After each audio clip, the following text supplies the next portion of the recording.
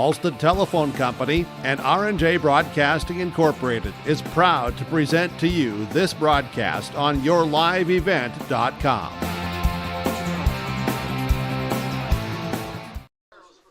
Well, good afternoon and welcome to the Pine to Prairie Conference 2021 track meet at the Johnson Sports Complex in Ada, Minnesota.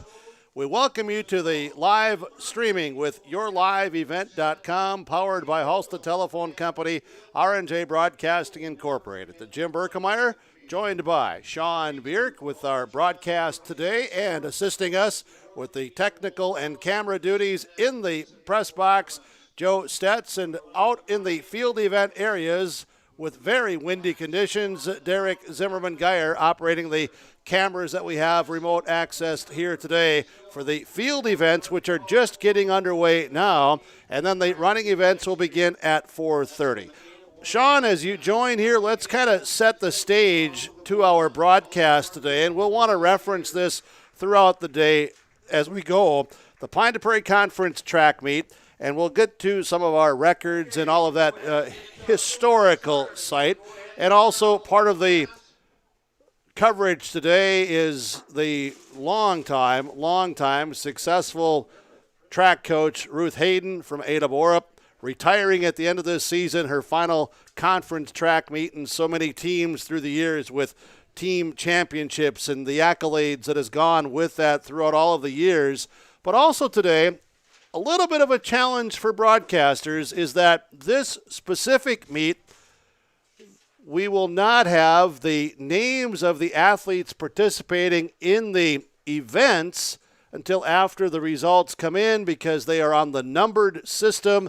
So it'll be number 212 that finishes first or seventh or sixth or whatever, and then we'll relay that. So that'll be some of the challenge for the broadcasters, but certainly with the video, which other than our old radio days that we still do, makes it so much easier because everybody can just see the athletes as well here with the live streaming on yourliveevent.com. So that's part of the stage, but welcome to the broadcast. And here we are doing together our first live video streaming track coverage with yourliveevent.com. Yeah, and we got a beautiful day here for the Pine to Prairie track meet this year. 8 teams competing in the Pine to Prairie this year for this track and field event. And I've had a chance to talk to some of the coaches and had a chance to get some words from some of them that we'll hear here in just a couple of moments. But overall, you know what? Everybody's just excited to have an opportunity to be running today because of COVID-19 last year, not having the opportunity to participate in the spring events. You know what? They're just excited to be here today and to be participating. And yeah, we're excited to be here as well. Yeah, and as we can see, our camera operator, Derek Zimmerman-Geyer, has the camera down on the south end of the Johnson Sports Complex and the beautiful facility with the track, and then in that area is the pole vault and also the long jump and the triple jump events that'll be going on in that area. As you can see, he's capturing some of the what looks still at this time some of the run-throughs and the warm-ups for the field events to begin very shortly. On the north end of the Johnson Sports Complex, which we will get to after a few moments here, but that is where the high jump and the shot put and the discus events are held, and then obviously the beautiful track that was reconditioned again here recently. You can see how well it's painted and just perfect conditions here, and with some sun and now a few clouds come over, and it's amazing how every time it seems at the Johnson Sports Complex, it is a windy athletic event as the wind just rolls through here. But all in all, though, as you said, great day for a track and field meet. Well, absolutely. And what will happen here is the field events are getting underway right now, such as the long jump. They've got they've got going on the north end of the field. They'll have the high jump. They'll have the discus and actually it'll be the shot put that they go through first, and then the discus to follow. And then they'll have pole vault, and they'll have the triple jump as one of the last field events to actually begin. They'll start the running events here today at 4:30. And that starts with the 110-meter high hurdles for the boys and the girls. And then it goes to the 100-meter. Actually, it starts with the 4x800, I should say. the relay first, then the hurdles, then we get into some sprints, and we go from there. But as you can see, we've got all kinds of coverage here today, and we're just glad to be bringing you this coverage today with YourLiveEvent.com. YourLiveEvent.com. Thanks to our sponsors who are making the broadcast possible. Again, Derek Zimmerman-Geyer out on the field remote camera as he is capturing the video that you see at this time. Joe Stetz here in the booth operating the technical side of things and keeping us going. Sean Bierk and myself, Jim Berkemeyer, with the broadcast today with YourLiveEvent.com, powered by Halstead Telephone Company, R&J Broadcasting Incorporated. We're going to take a break. We'll come back. We'll hear from some of the participating coaches today, and we'll also allow for some of our video footage to come in from the north side of the track as we go down and take a look at some of that as we are just getting underway today with the 2021 Pine to Prairie Conference track meet at the Johnson Sports Complex in Ada, Minnesota. It is live with YourLiveEvent.com. Growing strong community roots. American Crystal Sugar Company.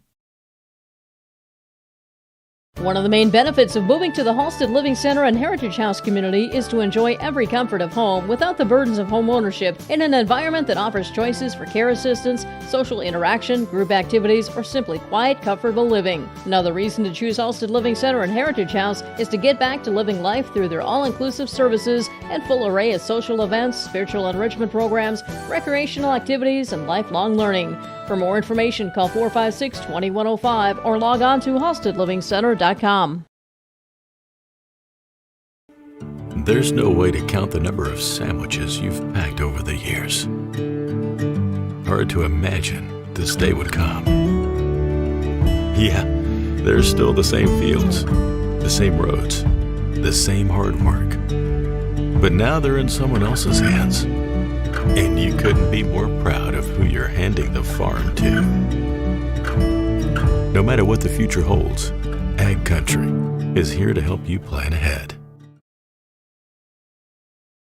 Halstead Telephone knows we all like choices. You can choose to have communication and data services up to 1 gigabit over a reliable state-of-the-art fiber optic network. And you can choose to have the same great services available town or country with local service and support. You can choose to have an individual service or bundle. You can choose to avoid tricky promotional pricing. You can choose unlimited data. The choice seems clear. Choose Halstead Telephone, broadband voice TV. 1-800-457-2125.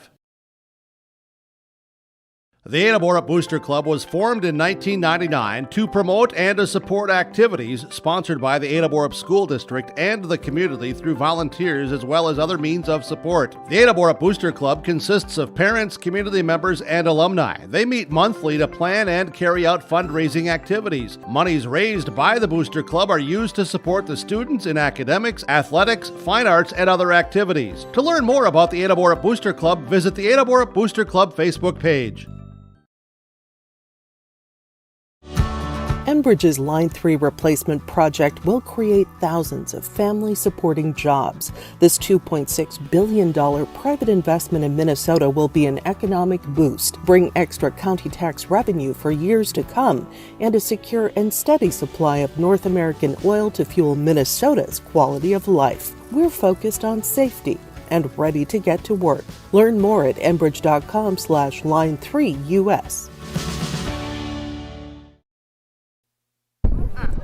We're going to be joined by the head coach of Red Lake County Track and Field, Randy Huey, joining us here. Pine to Prairie Conference meet today. Randy, tell me a little bit about the track season for your squad coming into this Pine to Prairie meet. How has it been so far? Yeah, it's been a good year for us. We're a pretty young team this year, a little lower numbers than we're used to, but weren't sure where we were going to be coming out of the pandemic from last year and our total numbers. But we're happy with the group we've got, good group of young kids, and they're running at junior high meets, varsity meets. We lost our first 3 meets of the season to Mother Nature. That we're pretty used to that, but at this point, yeah, the kids are doing really well. We've worked hard and we're excited to get after it here at the conference meet today.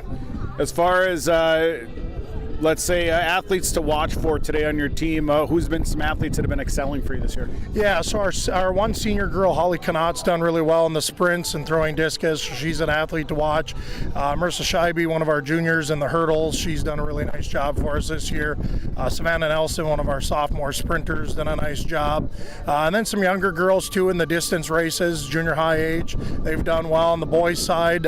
We've got a senior boy, our one senior boy, Brody Moen's done a very nice job in the sprints and mid-distance, so he's another kid to watch for, be competitive today. Sophomore high jumper Gerald Moline broke our school record this year at 5'10". He jumped 6 feet, so he's a jumper to watch and does a nice job in the sprints. And then again, we got a group of other young men running and doing other events. Sophomore and Carson Lambert doing the hurdles does a nice job. So, and then from there on, pretty much junior high age kids and a mix of a few other older kids that are just new to track or working their best at it. So yeah, we're really excited as coaches. We're just glad to have a season this year. It was miserable to look out my window in my house last spring and watch beautiful days fly by, and we didn't have a track season. So we're just glad to have a season. Have you seen a lot of improvement time-wise with your athletes this year? Yeah, we have. It's been really good. A little slow to start, but then eventually we got things going, and now the kids are improving and always hitting those goals of PR. That's what's great about track and field, your times, your distances. Kids immediately can see their progress versus maybe team sport. And I coach team sports too, but as maybe the off guard in basketball or the left tackle in football, you maybe don't always know how you're improving or not, but track and field is pretty cut and dry. Here's your time, here's your distance. You're either getting better, getting worse, or staying the same. So should be a nice day for some running and some track and field today. Looks like it's going to be a good one. Yeah, we're really excited. Beautiful weather. Ada does a great job running their meets. Kenley and his group here at Ada and Ruth and the crew here, they just do a phenomenal job. So we're really happy to be here. Randy, appreciate the comments here. Best of luck with your athletes today. Yeah, thank you so much, and thanks for the coverage. That is Randy Huey, who is the track and field coach for Red Lake County, joining us here in our pregame show, which is brought to you by Bitker Inc. And today, the 2021 Pine to Prairie Track and Field Meet today here at the Johnson Sports Complex in Ada. And we'll be heading over to the north side where you'll see some high jump activity going on as the field events continue here. High jump down in the north end, along with the shot put, which is also going on, and the discus. And we've got camera action down there. Of course, the south end, we've got long jump and pole vault, which is going on right now as well. So the field events are well underway here, and I believe we'll be getting into some first calls for some of the running events here shortly, which would kick off with the 4x800 meter relay, which would be one of the first running events that we'll see here in today's track and field meet. You talk about some of these events, and we look back through the years of the Pine to Prairie Conference track meet, and there's been some incredible athletes that have come through the Pine to Prairie Conference over the years that have had great success locally within the conference and have gone on to the the days when it was called the regional track and field meet or the sectional track and field meet, and then obviously also at the state track and field meet. And you look back to some of these names that just go back to still a record for in the 100 meter dash from that's actually shared from 1987 with Lisa Bratang from Roseau and Annalisa Hushkley from Bagley Foston in 2009, both at 12.16 seconds in the 100 meters. So you go back to Emily Anderson in the 100 meter hurdles from Warren in 1985. And, some of these records that have stood for so many years. And Lynette Carver from Winnimac in the high jump, 5 feet 4 inches, 1983, and other records that we will highlight through the year. But I think it's always fun to look back at some of the history and also, Sean, you go back to the Pine to Prairie Conference, and you think of this because I think in recent years of individuals that have had tremendous success locally and winning at the state level. Names like Brian Blasey in the shot put and discus from Ada Borup West, and Mason Miller it had some success as well. Obviously couldn't go his senior year, but you look back 1971. Dave Euler of Mahnomen shot put 54 feet 9 inches. You think about how that still stands today, and you think about all the seriously tremendous athletes that have followed since 1971, and that's still listed here as the Pine to Prairie Conference boys track and field record of the shot put. Yeah, and the Pine to Prairie has actually changed a lot as far as teams involved because, before you had teams like Roseau, Warren, Alvarado, Oslo, who was participating. Some teams have joined because we've got records from individuals that were just running from Red Lake County Central, which is now Red Lake County. They've combined. Ada Borup West was just Ada Borup and Norman County West for a long time. Mahnomen Waubun now combined. Before was Mahnomen and Waubun. So you went from a bigger conference in the Pine to Prairie with more teams, kind of a wider area. It's shrunk down now, and you've got a smaller, smaller, more localized conference right now. Yeah, and it'll be fun today just to again, we've heard all spring from the coaches when we've interviewed them each week, and part of our coverage on a weekly basis and talking about the athletes getting back into track and field condition with no season a year ago. And, what do you do in the summer? And let's be honest, for a high percentage of these athletes, their summers in normal years are filled with basketball, football, baseball, softball. Right. Not a lot of track and field unless that is their high priority, and then they may do some things on their own or go to some specialized camps. But for a high percentage, it is the other sports that keep them so busy, along with just other, living and duties and family or working jobs, whatever the case may be. So I think it's just kind of fun to look at.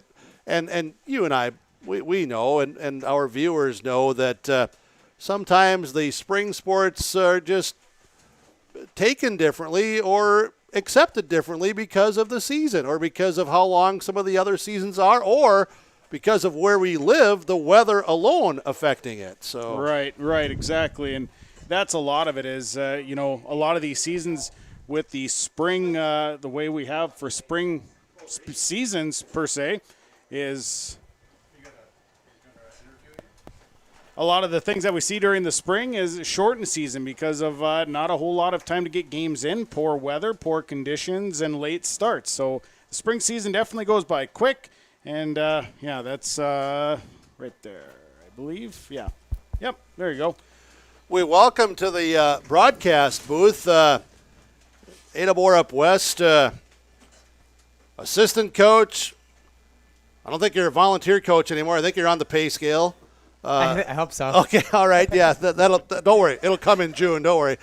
But we do welcome Spencer. I still call him Gump Ripke. I'm maybe one of the only ones that would do that, on a live streaming broadcast. But hey, Coach, you're here. I'm going to tell you, as one of the Ada Borup West track and field coaches, you look awesome today wearing that R&J Broadcasting Incorporated radio shirt. I mean, it fits you. It goes, your dress code is taking us to a higher level. So thank you so much. But got a lot of compliments today. Well, you should for who you are. But I want to compliment you, and I want to thank you for helping us and working with the school and activities director, Kenley Wallin, and others, Jeremy from the tech side, and certainly we need to thank Mark Forseth as well from Halstead Telephone Company, our executive producer, for being here earlier today and yesterday and setting up and testing and doing all of that. Hey, Gump, with all that being said, welcome. Thank you. I know you're going to join us with the wireless mic from down on the field with the field events, and we're going to get you on the airwaves more as we go through the day, but it's a nice day for a track and field meet. It is. It's really nice, yeah, especially considering the first few weeks of practice and everything. It was not so nice, and a couple of meets getting canceled early on. We're finally getting some nice weather, and this is the kind of day – this is the type of day you want for a conference championship. So hopefully the kids can get some good marks, some good times. It's not to that point where it's too hot where it'll negatively affect you. I think it's, he just cleared the bar. That was nice. I think it's good conditions out there. A little breeze, but not too windy. just about right. Okay, so let's just take a step back. Sean Bierk and myself, we were talking about this before you came up into the booth, and I don't want to overemphasize it, but I do think it's part of the 2021 storyline for the track and field season. Athletes getting back into track and field conditioning.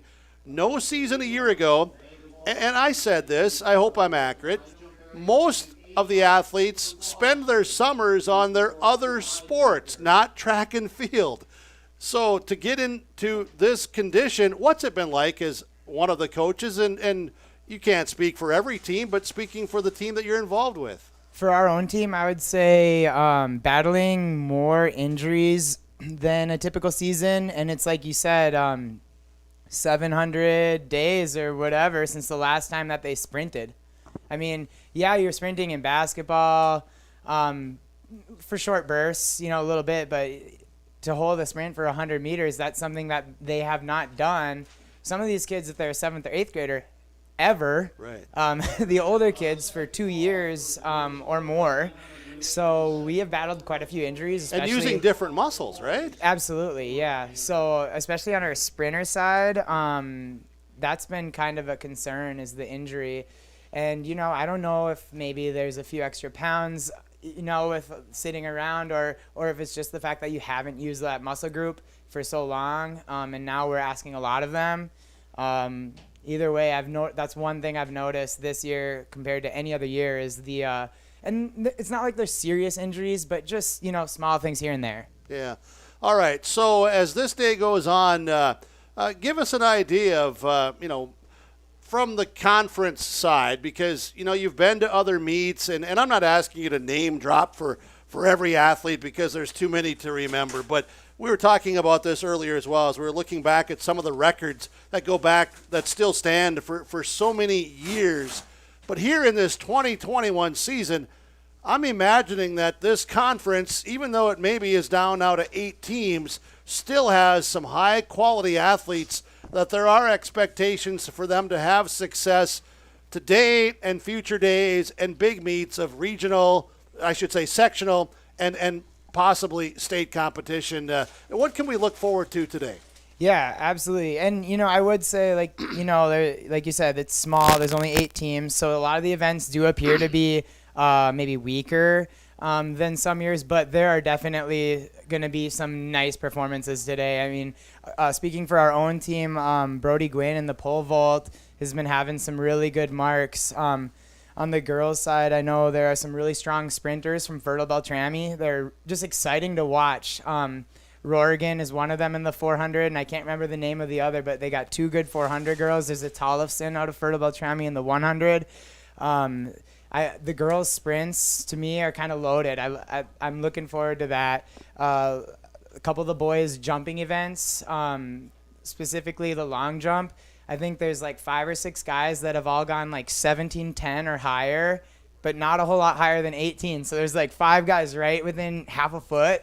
So there's like a bunch of these small things I'm really excited to watch today. Park Christian has a strong team, both girls and boys.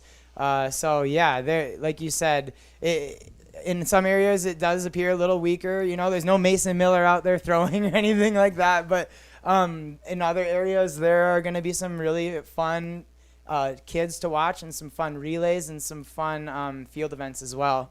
Yeah, you bring up that name. We were talking about that earlier.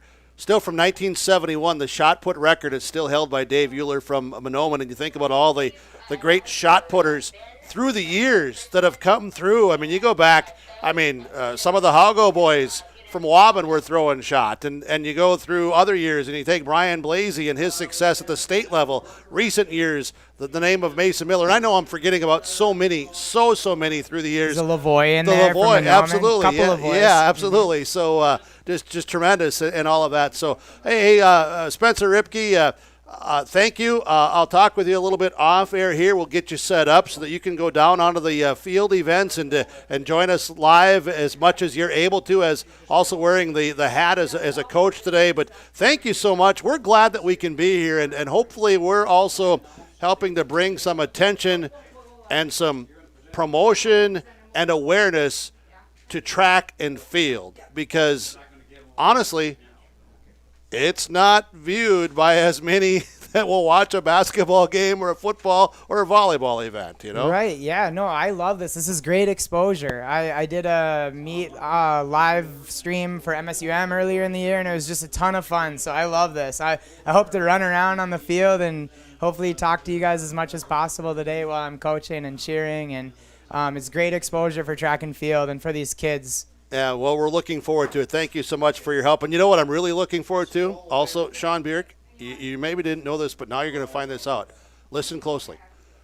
Gump may have that wireless microphone on him while he's also just running the 3,200 meters just for fun, because that's what Gump does. He just runs. I thought you were going to say we're going to keep track of Kenley's mistakes. We don't have time for all of that. We're going to take a break now that we got ourselves in trouble. But thank you for all of your help and assistance. We appreciate it very much. We are live today from the 2021 Pine to Prairie Conference Track and Field Meet with YourLiveEvent.com, powered by Halstead Telephone Company, R&J Broadcasting Incorporated. If you're an Ada business, you may be eligible to receive 1% interest loans from the Ada EDA. This 1% interest loan is available for business expansion, business renovation, business improvements, and new businesses in Ada. Visit or contact Ada City Hall to receive additional information and how your business may be eligible to receive 1% interest loans from the Ada EDA. Contact the City of Ada, 784-5520, or visit adamn.gov. The Ada Borup School District is committed to excellence. Visit ada.k12.mn.us for the latest school information with education, athletic, events, parent resources, bus routes, COVID-19 updates, and more. The Ada Borup School staff and administration welcomes all students pre-K through seniors to a positive learning environment. For additional information or questions, call the Ada Borup School 784-5300, ada.k12.mn.us, or on Facebook.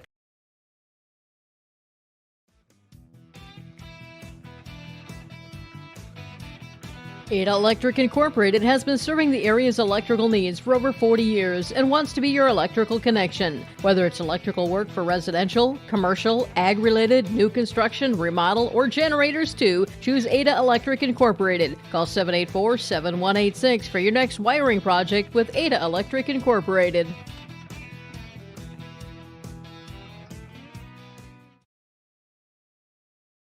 Buying, building, or remodeling a home is a big financial commitment and can be stressful. Hi, this is Kim Peters, personal banker at American Federal Bank in Ada. I'll keep it simple when it comes to purchasing or remodeling your home. I'll be your local American Federal banker, providing local servicing and support with online and mobile application options. For your next mortgage, visit with me at American Federal Bank, Highway 9 South Ada, or apply at AmericanFederalBank.com. Equal housing lender, member FDIC. Welcome to a caring community of older adults living safely in company with others. Welcome to Benedictine Living Community Ada, with the commitment to senior living that you've come to expect from Benedictine. As a member of the Benedictine organization, Benedictine Living Community Ada can offer personalized care to your loved ones while relying on the support and expertise of a larger network of professionals. We are proud of our community and we are proud to serve you. We are Benedictine. Learn more at benedictineliving.org/together. Now's the time to buy crop hail insurance with John, Wayne, or Marissa at the Bennett Hoagland Agency. They understand that each farm operation has a unique risk management need. Available crop hail plans can offer deductibles or work in conjunction with your MPCI policy. Don't forget to ask about cash discounts too. Contact John, Wayne, or Marissa today at the Bennett Hoagland Agency in Ada or Moorhead to create the most beneficial crop hail insurance coverage for your operation. This is an equal opportunity provider. If you're an Ada business, you may be eligible to receive 1% interest loans from the Ada EDA. This 1% interest loan is available for business expansion, business renovation, business improvements, and new businesses in Ada. Visit or contact Ada City Hall to receive additional information and how your business may be eligible to receive 1% interest loans from the Ada EDA. Contact the City of Ada, 784-5520, or visit adamn.gov. Welcome back to our live coverage today from the Johnson Sports Complex, Ada, Minnesota, for the Pine to Prairie Conference girls and boys track and field meet with Derek Zimmerman-Geyer on the field operating the cameras today remotely as he's still there in the shot put discus area and with the as we do have the relay underway here today to get our events going, so we'll be coming to that in just a moment as well.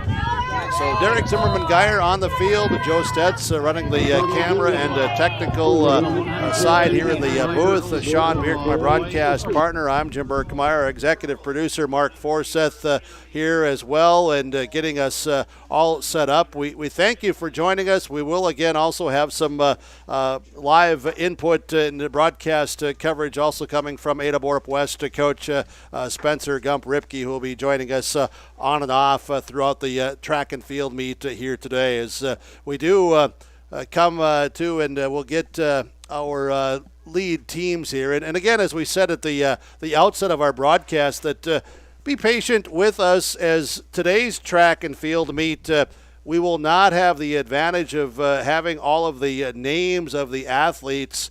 You'll see a number on their back or on the front of their jersey identifying them. That's how the scoring is done. And then once the scoring comes, then we will be able to match up some names with those athletes to get that out. Some of the, your larger, like your sectional meets and that in North Dakota side, your regional meet, of course, then you're going to see more of that name, or you're even going to see some of the timing that we'll be able to have onto the screen here as well, as we've done some of that already earlier this season with a previous track and field meet. But this is great as we take a look here and see some of these athletes going around. And I'll tell you what, Spencer Ripke, while you're here, if you can, let's just talk a little bit about this. It's traditional. This is how track and field meets begin. The field events start half hour earlier than the running events, and we get this first relay event going as well here today, as we're going to get you set up with some headphones so you can be able to hear that golden voice of yours. But hey, just real quick before you exit out, let's talk about this first event here and this enduring relay here that we have going on today. Just to tell us a little bit about the scene setting and what we're watching here. Okay, so 4x800 meter run. So each runner is just going to take an 800, pass off the baton. Looks like there's only 3 girls teams here today.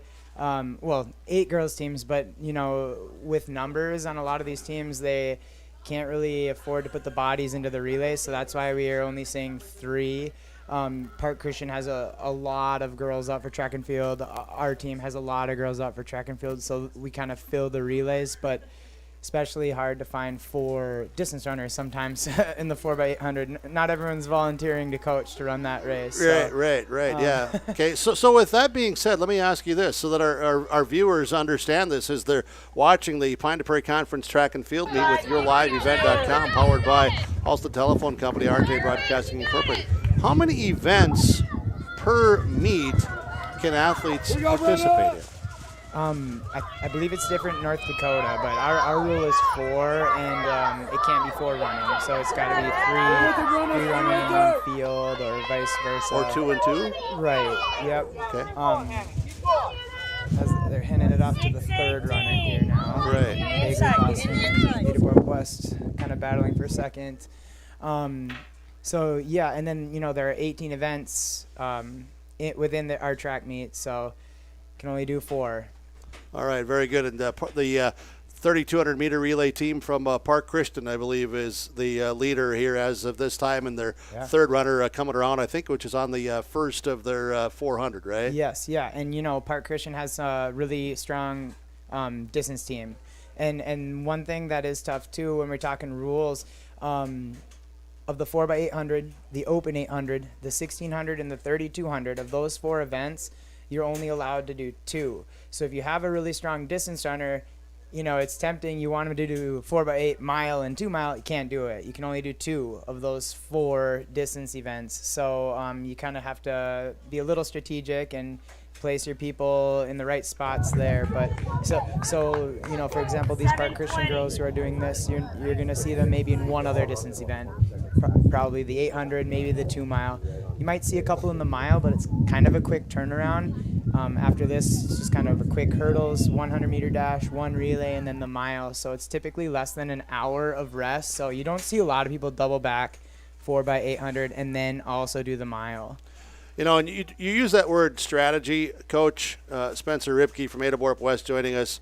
Just real quick, you use that word strategy, I think of the veteran, long-time, successful, extremely successful coach who's retiring at the end of this year, Ruth Hayden, and how much strategy and how many notepads and how many pencils and pens she has gone through to match up athletes, to put them into positions to score points to win conference titles. Yes, and not only that, but I mentioned the injuries, and it's tough. It's tough for, her and I probably talked for an hour over lunch. I think that was maybe yesterday.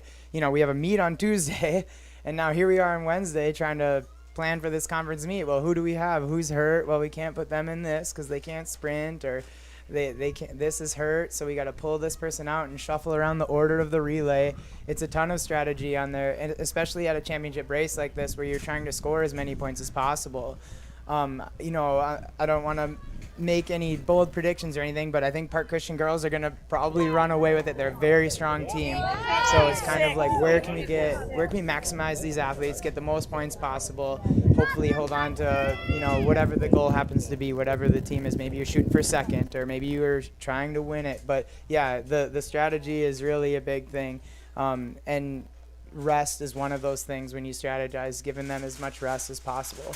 All right. Hey, thank you so much. We'll let you go down below and get on the field to take the wireless mic with you, do some coaching, do some broadcasting as you've always done throughout all the years I've known you. You just get her all done, and thank you so much. We appreciate your help and your support, and again, glad we can be here. We'll be talking to you again soon. Thanks. Yep. Talk to you soon. You're welcome very much. There we go. Spencer Gump Ripke, Ada Borup West coach, joining us here today live with YourLiveEvent.com. Running events are underway. The 4x800-meter relay for the girls. You see them circle around the track as they go by the start-finish line as the final leg of the 3,200-meter relay continues. And we'll maybe see if we can get down to some of the field events again on the north side of the Johnson Sports Complex as we get our director here on the press box, Joe Stetz, that connects up with Derek Zimmerman-Geyer, and you can see the video coming in from the field events and the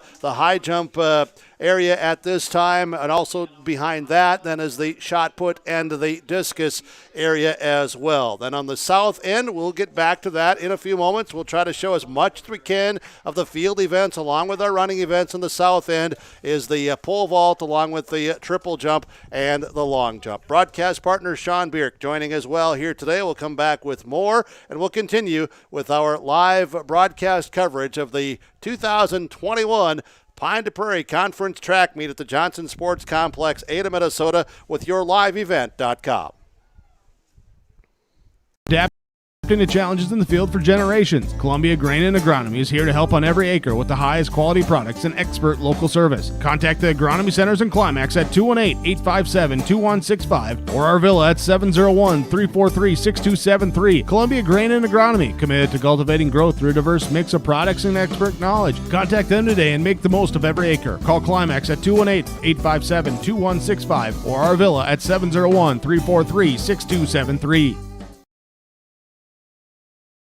Community Co-op provides energy solutions. Farm fuels, lubricants, propane, and natural gas are all available to farms, homes, businesses from Community Co-op. They enjoy working with their customers to meet your fuel and energy solutions. Call Community Co-op today, 1-888-935-2281 for farm fuel pricing, contract programs, farm lubricants, propane pricing, and delivery for farm, home, business, and natural gas service. Community Co-op appreciates the business of all current and new customers. Community Co-op, your co-op in your community.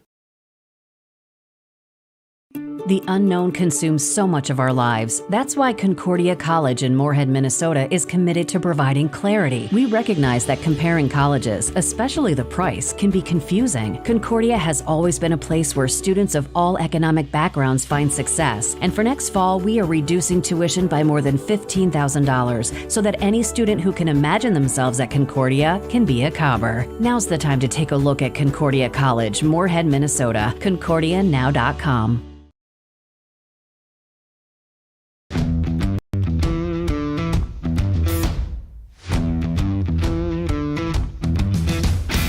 I'm starting off on some smaller projects to get me worked up to some of the bigger things built around here. The atmosphere in the shop is very, very team-based, which is great. It's really cool to see the beginning and end product. So it's very satisfying to build something that you know people are really going to appreciate.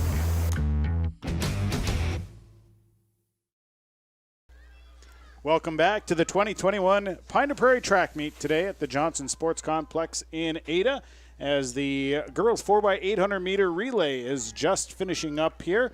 3 teams involved in that. We've also got coverage today down at the south end of the field, which is I'm pretty sure looking at some high jump there. Actually, taking a little actually the long jump. Yeah.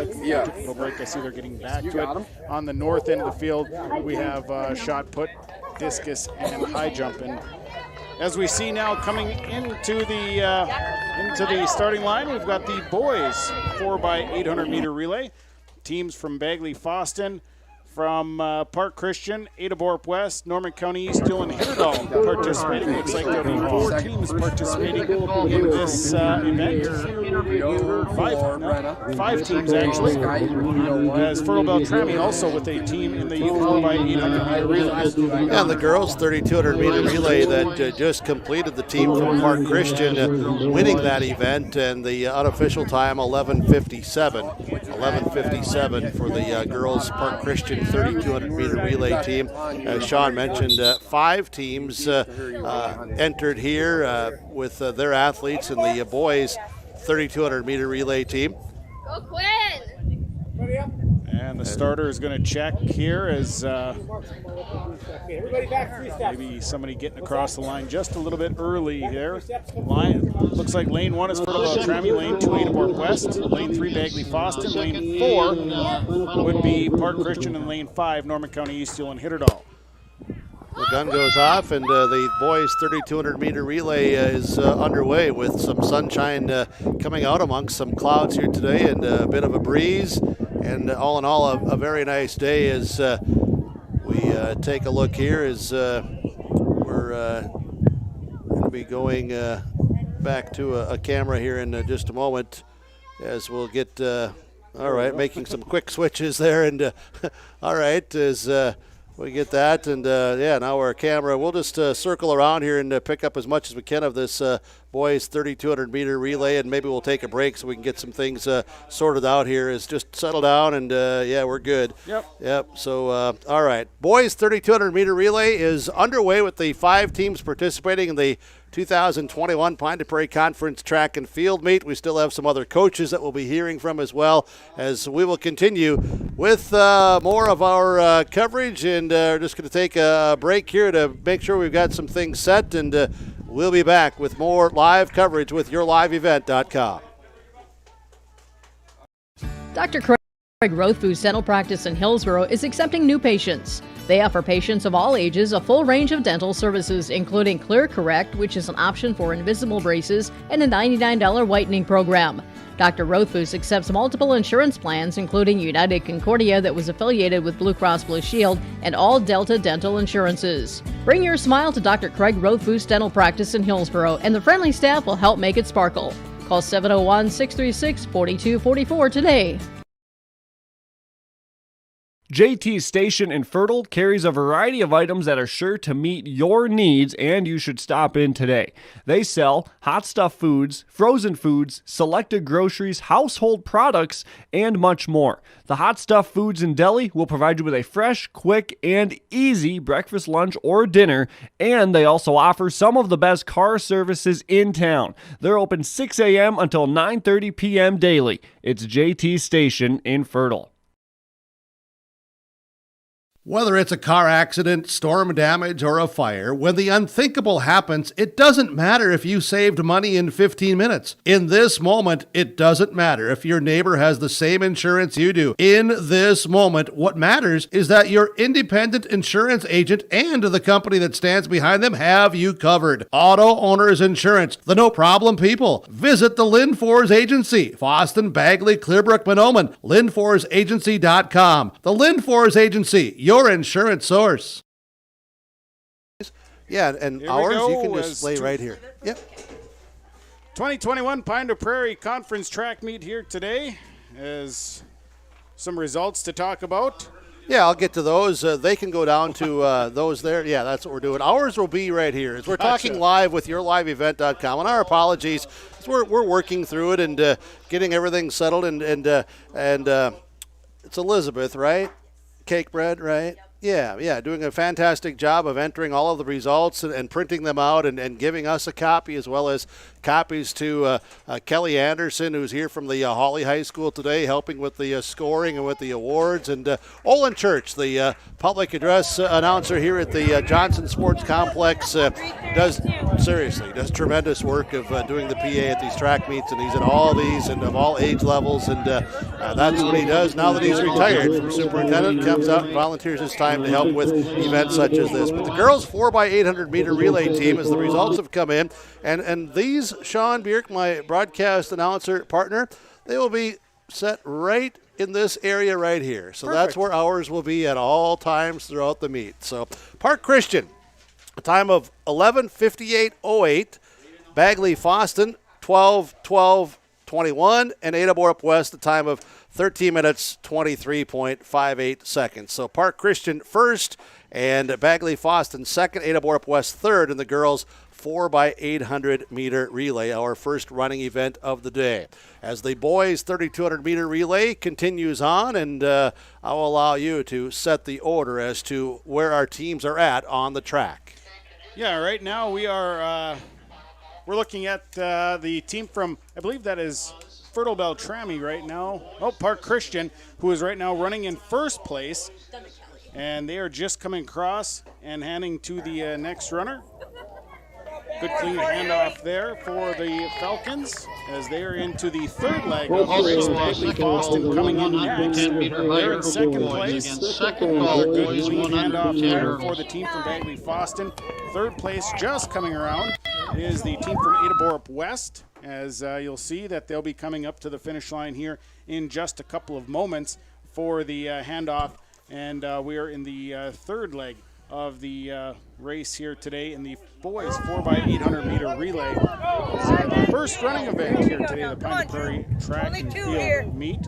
We'll have some more results coming in here from some more of the field events. We have the boys shot put, I believe, is what we've got next. Yeah, the boys shot put results are in. And the finals of the Pine Prairie Conference 2021 boys shot put. And we will announce the top 8 place, because that is who gets to the stand. So and then we'll also announce who was participating, because we do have time today to get out all of the athletes' names. And the boys shot put in 8th place, Brennan Peterson from Ada Borup West, a shot put of 30 feet 2 inches. 7th place from Fertile Beltrami, Kobe Benefeld, shot put of 31 feet. 6th place from the team of Fisher Climax Sacred Heart, Dylan Carinta, 32 feet 1 inch. In 5th place in the boys shot put from Norman County East, Ulen Hitterdal, Dirk Booth, a shot put of 32 feet 10 inches. In 4th place from Ada Borup West, Sergio Reyes, a shot put of 34 feet 11 inches. 3rd place from Norman County East, Ulen Hitterdal, Riley Ramsdorf, a shot put of 36 feet 11 inches. In 2nd place, Zachary Troyer from Park Christian, a shot put of 37 feet 4 inches. And the Pine to Prairie Conference 2021 boys shot put winner is from Norman County East, Ulen Hitterdal, Kean Wibbles, a shot put of 41 feet. So the Titans of Norman County East, Ulen Hitterdal, getting 3 in the top 5 in the boys shot put. as they get 20 points out of the shot put for their team from Norman County East, Hewlin-Hitterdal. Also participating in the boys shot put from Bagley Foston, Jacob Anderson, a shot put of 29 feet 5 inches. Skylar Weekly from Park Christian, 29 feet 2 inches. And Ethan Pruill from Bagley Foston, a shot put of 19 feet 10 inches. Again, your winner in the boys shot put, Kean Wibbles of Norman County East, Hewlin-Hitterdal. The girls 4x800 meter relay again was won by the team from Park Christian. Boys 3200 meter relay team continues to circle around the track here today at the Johnson Sports Complex in Ada, as this is YourLiveEvent.com, powered by Halsted Telephone Company, R&J Broadcasting Incorporated, with our ongoing continuing coverage. And Sean, are we down to, I believe, the final leg of this boys 3200 meter relay? Yeah, you'll see that Edaborp West is just coming up to hand off for their final leg of this relay.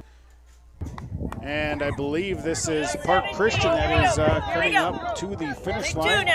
It's tough to decipher. You've got Park Christian and Fertile Beltrami who have been battling back and forth. Both teams wearing red, blue, and white. Both Falcons or Falcons, depending on the town. And now we'll see. I believe this is the last leg. It's the last 400 meters, yeah, for the Park Christian. Right. So they will get the handoff. They will start their last leg. You'll see coming in here is Bagley Foston. Norman County East Hewlin-Hitterdal has one more runner here to complete. Nice shot, Ray. Nice Bagley shot. Foston just crossing the line now. They have one more lap with their runner right now, who's their anchor, is what they would call their fourth leg of the relay. So and let's see if we can switch down and see what activity we have going on in the north end with the shot put, and I guess that was the discus throw right there from one of the athletes involved in the Pine to Prairie Conference track and field meet. And Derek Zimmerman-Geyer, our cameraman, a remote access camera down in the discus area here at this time, as we'll get a good look here and watch the technique as we'll see the spin coming here. So let's just take a look. And I believe this is still warm-ups at this time, as we do not see anyone out there marking. So they're in the warm-ups of the discus at the north end of the Johnson Sports Complex, as the 3,200 meter relay runner from Park Christian School crosses to complete the boys 3,200 meter relay, and some other teams continuing to finish up with the boys 3,200 meter relay here this afternoon. As the running events are going, we do have two results that are already in. Again, Park Christian girls win the girls 4x800 meter relay, and Kean Wibbles of Norman County East Hewlin-Hitterdal winning the boys shot put event here this afternoon, as we'll allow for the 3,200 meter relay to finish up. And Sean, I also think that we'll be going to another coach here in a little bit as well that you're going to connect with, and you'll have a conversation with as our live coverage continues with YourLiveEvent.com. Thanks to our sponsors who are making this possible, and we'd like to thank Bitker Inc. for some of our field event coverage as well here today. And again, you can contact Bitker Inc. for tires for your vehicles, your farm, and all of your passenger vehicles as well from Bitker Inc. You can call 456-7467 for Bitker Inc. And also Norman County Implement, helping with some of the sponsorship with our lineups today, from the heat races and into the final races as well here today. And from the Laura Tweeten Thrivent Financial broadcast booth here as well, you can leave a legacy plan for the future.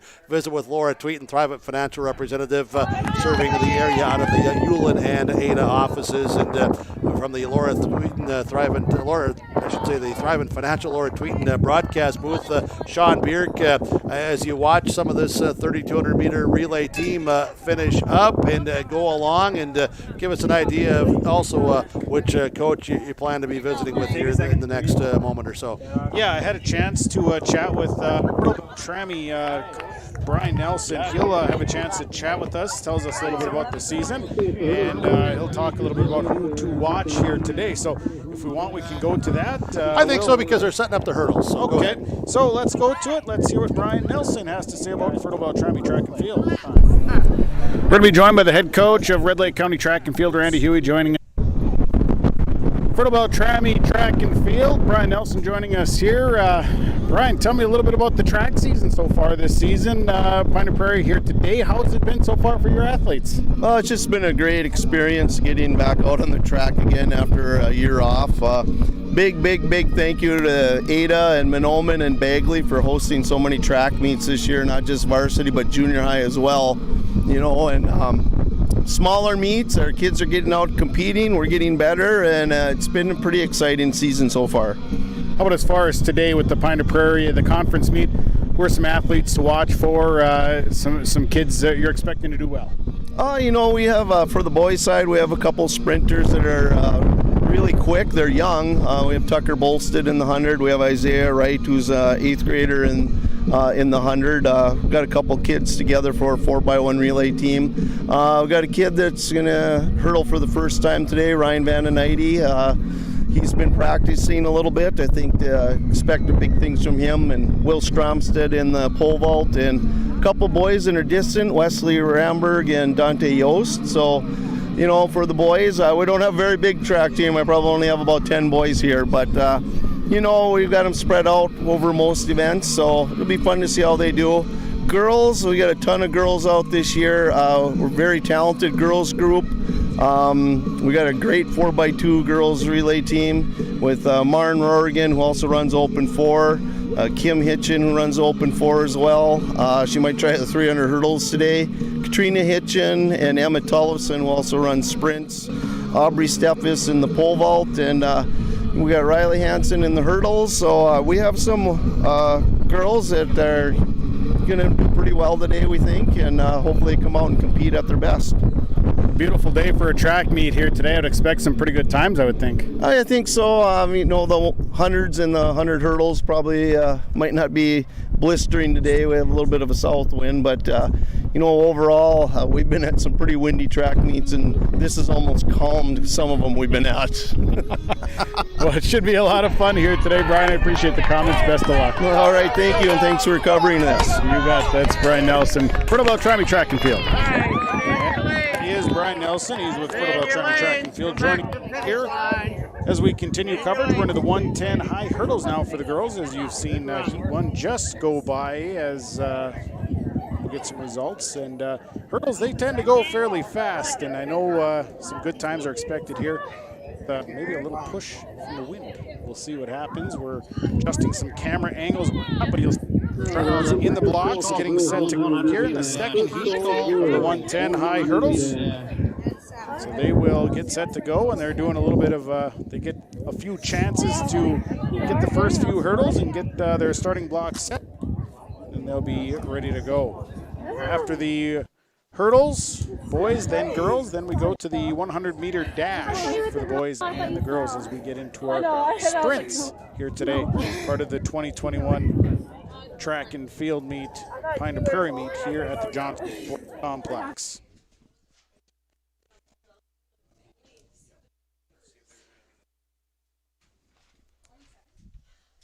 Field events still going on. We've got heat number 2 of the 110 high hurdles. 110 hurdles here for the girls. Wasn't this your successful event, was the hurdles, Sean? No, I was actually a sprinter. I was a 100. Until the ankle injury? Oh, well, it was before the ankle injury. Yeah, and every once in a while the track coach would say, "You're going to run a 400." And I would say, "All right." He then said, "You know, the 400's a sprint," after he saw me run it the first time. I said, "Well, I think that's more of a distance, isn't it?" That's not was that coach one of those coaches that was either directly involved in the football program or was a strong supporter of the football program that reminded you that if you were going to continue to be a running back that you would also be a sprinter? Yeah.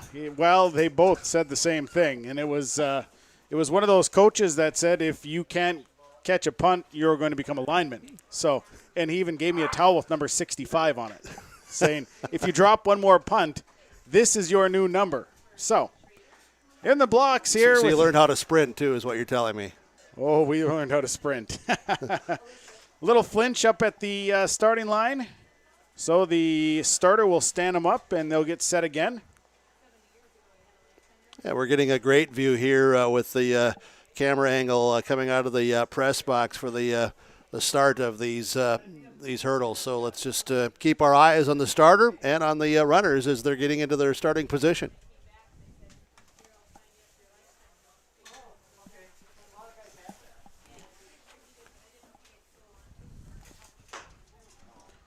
There you hear the starting gun. Runners off to their start. Runner from Red Lake County. A good, strong start.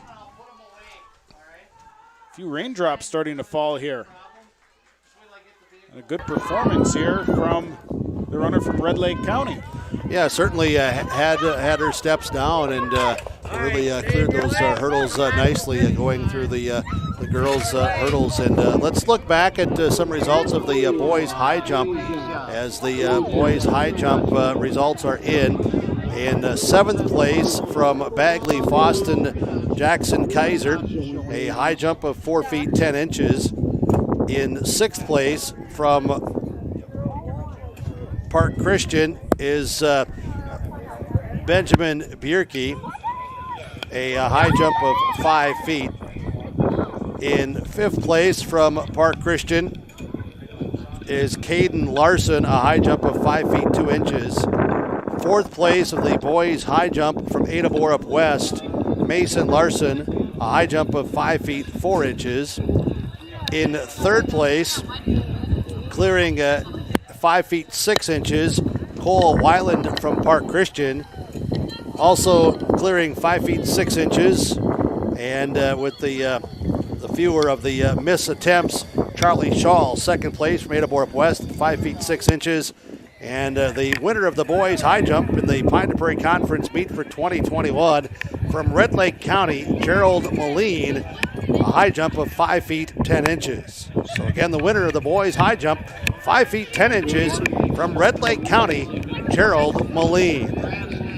The boys team rankings with the 2 events scored of the boys shot put and now the boys high jump, as we do have some raindrops that are coming down, so we will be working with our cameras to protect them. So some of our views will be different as we take our cameras down to protect them and work with our cameras here this afternoon as this rain shower, there was the chance for rain showers, and earlier the rain showers had circled around and drifted off to the north, and now a little cloud comes over that's going to bring this rainfall down here today at the Johnson Sports Complex. And again, with the boys team rankings, just 2 events scored.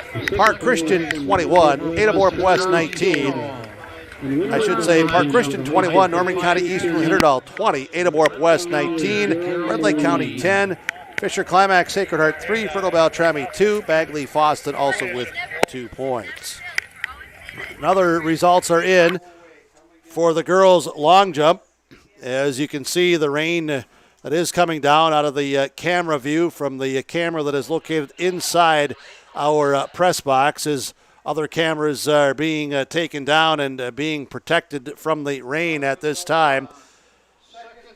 And let's take a look at the girls' long jump. Girls' long jump results. Top 8 in 8th place from Red Lake County, Savannah Nelson. Savannah Nelson in the girls' long jump, 12 feet 7.5 inches. From Ada Borup West in 7th place, Eskyla Manriquez, 12 feet 8.25. In 6th place in the girls' long jump from Norman County East, Julian Hitterdal, Amelia Gunnifson, 13 feet 1.5 inches. In 5th place from Park Christian, 13 feet 2 inches, Rebecca Peterson. 4th place from Park Christian, Casey Andreessen, 13 feet 4.5 inches. In the 3rd place, as you see the boys hurdlers go through, and the first heat here of the boys hurdles with some rain coming down. The girls long jump as we continue with 3rd place from Fisher Climax Sacred Heart, Avery Horkin, 13 feet 7.5 inches. Girls long jump 2nd place from Park Christian, Annika Akri, 14 feet 1/2 inch. And the winner of the girls' long jump in the 2021 Pine to Prairie Conference track and field meet from Ada Borup West, Morgan Engel, 14 feet 5 1/4 inches. Ada Borup West's Morgan Engel wins the girls' long jump.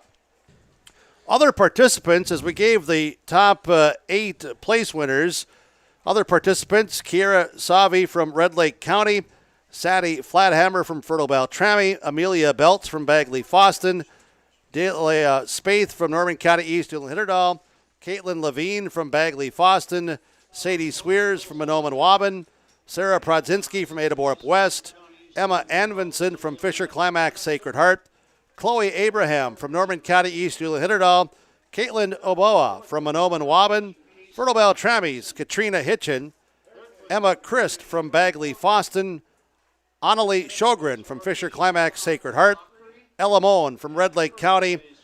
In the participants here today in the girls' long jump, won by Morgan Engel from Ada Borup West. I can tell you this much. I'm not quite in, there we go. I'm not quite in track and field shape, Jim. I went down there to get a camera, and boy, I'm winded. You're winded, huh? I'm winded.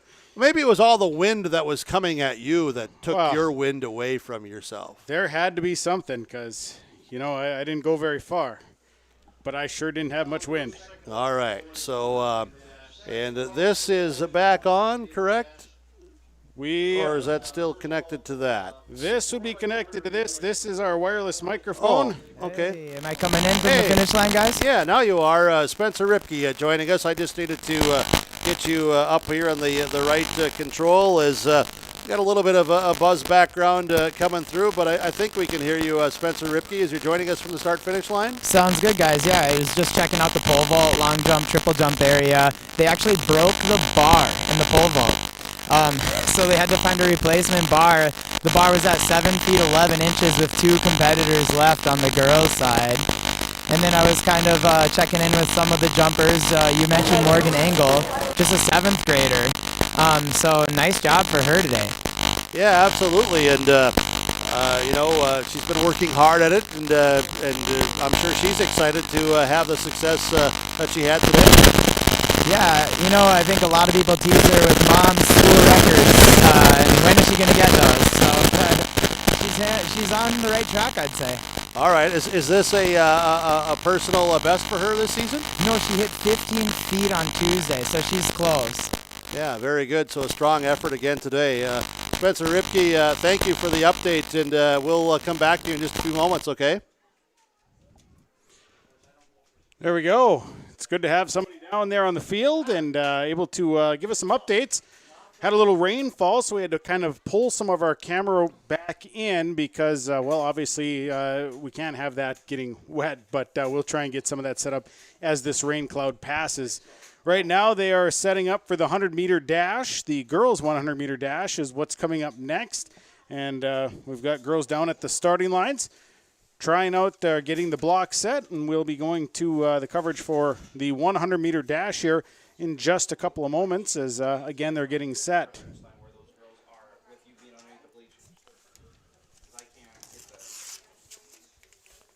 So the girls getting set down there. We had a couple of heats of the 110 high hurdles for the boys. Now we're on to the 100-meter dash. Yeah, and I think as we watch this 100-meter dash, as they do get into the blocks, we'll watch our starter and watch the runners as they get into the blocks. And there's the start. And a good start. Runners from Fertile Beltrami and from Bagley Foston. Very fast performances.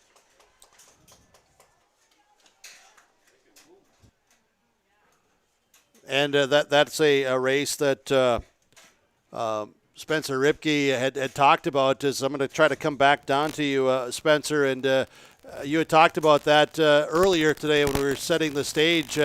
The girls' 100-meter dash, you can see the strength of the sprinters in the Pine to Prairie Conference. Yeah, I mean, a couple, 2, 3 of those girls just really opened up a gap. You don't use that phrase too much in the 100-meter dash, open up a gap, right? Because it's such a quick race, just a straightaway. But those two girls out front, that was impressive. That Bagley Fossen girl and Tollefson from Fertile, really good 1-2 finish there. And then, of course, the rest of the heat, too. Yeah, exciting day. You know, it is slightly into the wind, but now after that rain kind of passed, it's really calm down here. Okay, yeah, I was going to ask you, what are the conditions like on the track, and how much does this affect? Maybe more, I think, of the field events because of a wet hand or a wet discus or a wet shot put. Obviously, they try to dry those off with towels, but give us some insight there, Coach. Yeah, I would say definitely on the discus and the pole vault. You don't want that. And then, of course, it's right during the hurdles where slips happen, falls happen. You hate to see it, but it happens. And so it was poor timing on Mother Nature's part, but it looks like it'll dry off now. But you're right. The discus and the pole vault, you want to keep that dry in between every throw. Get a towel out there. But those would be the two events I'd say it affects you the most. All right. Sun trying to peek through the clouds with some intermittent rain showers that have come through the area as well today from the 2021 Pine to Prairie Conference Track and Field Meet as you watch it live with yourliveevent.com, powered by Halstead Telephone Company, R&J Broadcasting Incorporated. Heat 2 of the girls' 100-meter dash. And here again, some sprinters that got out of the block strong and look to finish strong in lane 1 and in lane 4. That was a pretty strong second heat of sprinters there. Yeah, the RLC girl on the inside looked really good, didn't she? Typically, the heats go fast to slow. That's how the marshaller organizes them. They try to get the 8 fastest girls in the first heat. But, every now and then you'll see a really strong runner in a second heat who will probably find themselves in the top 6 and scoring themselves a team point, which might have been the case there. And also, I'm asking you this, Spencer, and you know that I have followed track and field through the years. By no means any expert at it, but I do ask this question because I have witnessed this, that sometimes, as you said, fastest to, I'll say, not as fast between the heats, but sometimes does it not happen where somebody ends up in that second heat, maybe because of their times from throughout the earlier meets, or maybe they have, they're coming off of an injury, or there's some reason why they're in that second heat sometimes.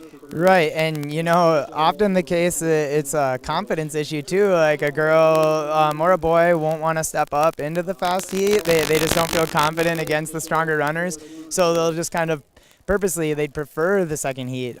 So you see some of that too. And like you mentioned previously, when it comes to subsections and sections, they have their lane assignments. This is what you're doing, no questions, no changes. But at our meet here, they kind of get shuffled into the heats right before the races. So is this now heat 3, or is this the boys coming into the 100? One more heat of girls, it's like a right? third heat. Third heat of girls, yes. So a lot of sprinters that are in the 100 today, as we see 5 female athletes in the third heat of the girls' 100-meter dash at the Pine to Prairie Conference meet. Boys 100 will be coming up. And all right, Spencer Gump-Ripke, what do we anticipate seeing here in the boys 100? I'm excited. There are 3 very fast 100-meter dash sprinters from Park Christian, so I'm excited to see those guys take off.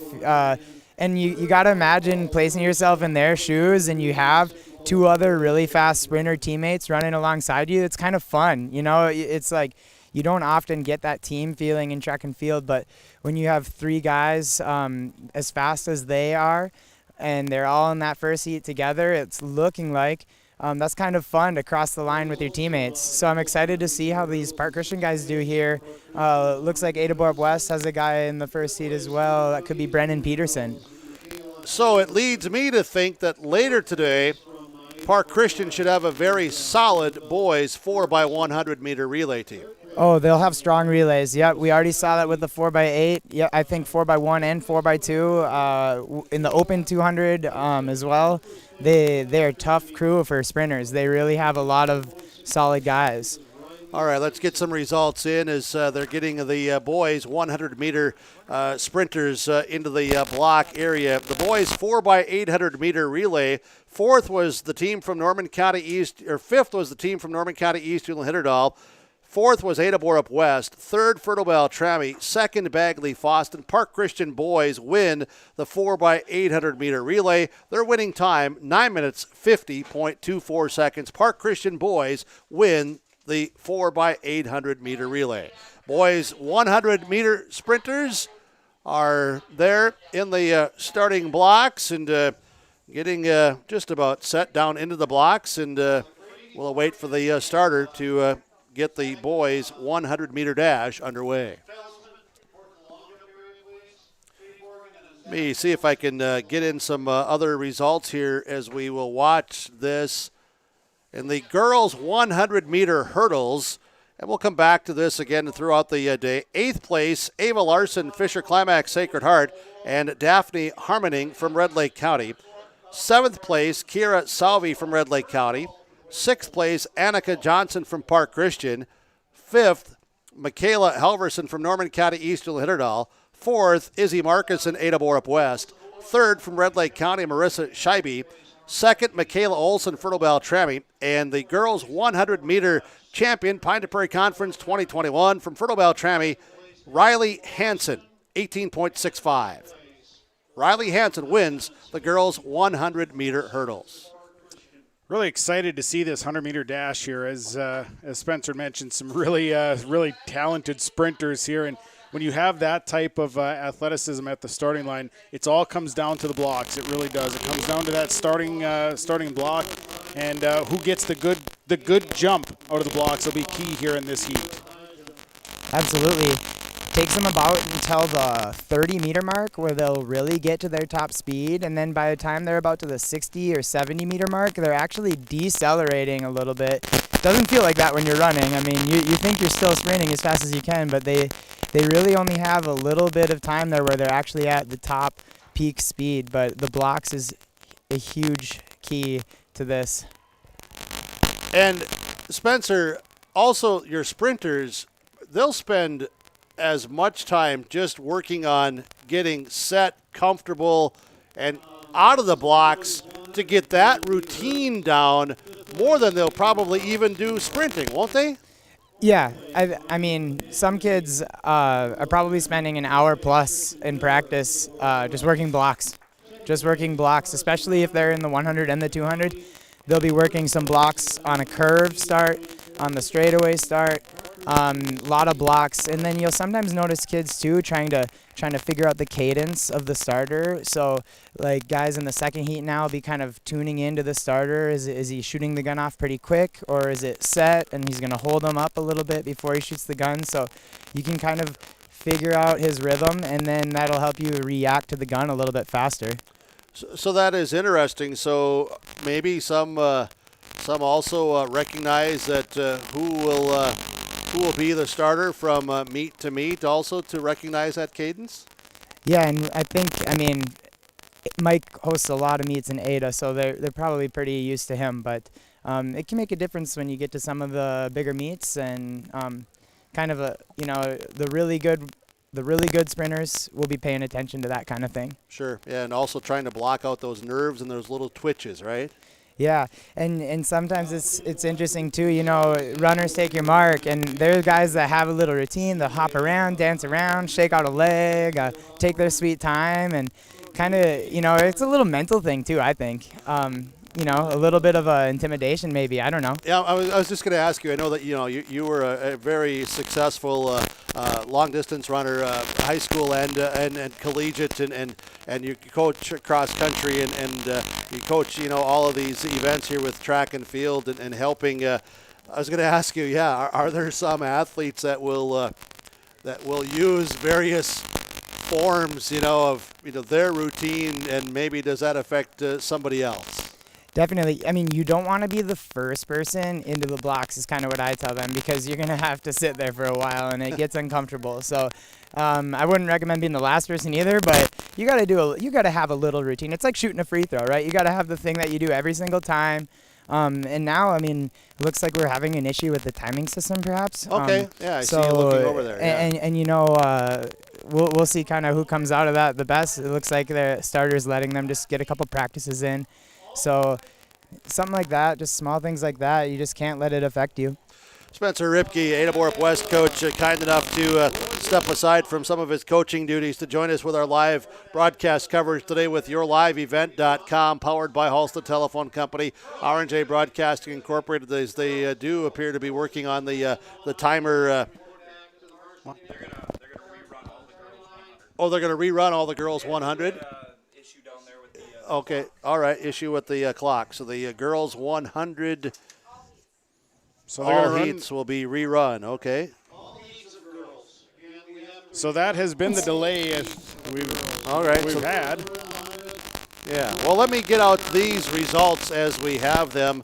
And the boys 110 hurdles, I'll go through these, Sean, if that's all right, is the 8th place Quinn Christensen, Ada Borup West, 24.84 the time for the boys 110 hurdles. Quinn Christensen, Ada Borup West. 7th place Caden Lee from Red Lake County, 22.13.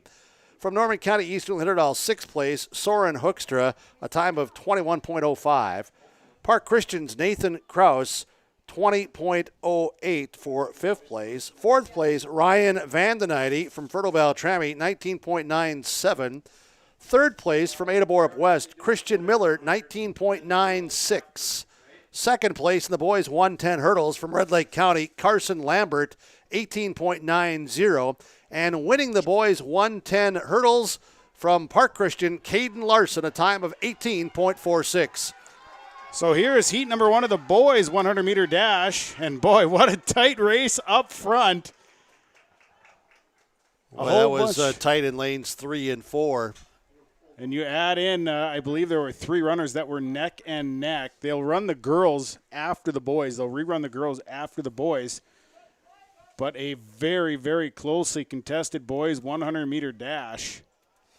And I believe there were a couple runners from Park Christian and a runner from Fertile Beltrami that were neck and neck that entire way. Yeah, as we had talked about before the boys 100-meter dash, that we would see the runners from Park Christian competing, with their teammates and also being challenged. So that was a very strong 100-meter dash here at the Pine de Prairie Conference meet this afternoon. Boys 4x8 100-meter relay, those results: 5th place, the team from Norman County Eastern Hitterdal. 4th place, the team from Ada Borup West. 3rd place, the team from Fertile Beltrami. 2nd place, the team from Bagley Foston. And winning the boys 4x800-meter relay, the team from Park Christian, a time of 9 minutes, 50.24 seconds. Pine de Prairie Conference girls and boys track and field meet this afternoon. We've had some rain showers. That has taken some of our cameras away from us as we protect those from some of the rain showers. We had strong winds earlier. The winds have gone down a bit, or they may have even switched as we look out at the American flag, as that appears to be kind of swirling around now. Maybe there's some wind change, a wind direction, wind speed, all changes here as we get into the second hour of the Pine de Prairie Conference track and field meet with some cloud cover, some intermittent sunshine, a few raindrops here and there. That is our weather today in the 2021 Pine de Prairie Conference track and field meet. Heat number 2 of the boys 100-meter dash is coming up. Yeah, they're in they're up by the starting line, starting to work through their run-throughs here and get everything set for this second heat. A very, very fast first heat of the 100-meter dash, and we look forward to this second heat. A lot of sprinters, like we had mentioned before. There are a lot of kids that run in the sprints, and so there's probably more heats here than what we'll see in a lot of the other events throughout the course of the day here in these running events. So, As some of our broadcast coverage today presented by the Linfors Insurance Agency, Linfors, downtown Mahnomen. Linfors, your insurance source, also with locations in Bagley, Clearbrook, Foston, and Mahnomen, the Linfors Insurance Agency. Home Crown Realty, if you have real estate that you'd like to buy or sell, have an interest, contact Home Crown Realty, homecrownrealty.com. You can also like them on Facebook. As we're from the Laura Tweeten Thrivent Financial broadcast booth today, leave a legacy plan for the future. Visit with Laura Tweeten, Thrivent Financial representative of the area. I believe we're working on getting our cameras reset here for some of the field events, so we'll try and sneak back down here in just a little bit. I know we've got Derek down there getting things reset after the rain showers have passed by, so we will continue to work on that. We'll get back down to some of these field events here in just a couple of moments. All right, so heat number 2 is going to be coming up momentarily, and let's take this break here today from the Pine to Prairie Conference track and field meet from the Johnson Sports Complex in Ada. It's on yourliveevent.com, powered by Halsted Telephone Company, R&J Broadcasting Incorporated. Norman County Implement Highway 9 North Ada 2008 Woolrich Double Spring Quad X 50-foot priced at $27,000. Another trade just came in last week, 40-foot Summer Super Coulter, 8-wave notched blades, rolling baskets, one owner, local trade. Call for price, talk with Chuck or Neil. Remember, new versatile Furies are available for purchase, demo, or rent. Talk to Chuck and Neil at Norman County Implement Highway 9 North Ada. They thank you for your business.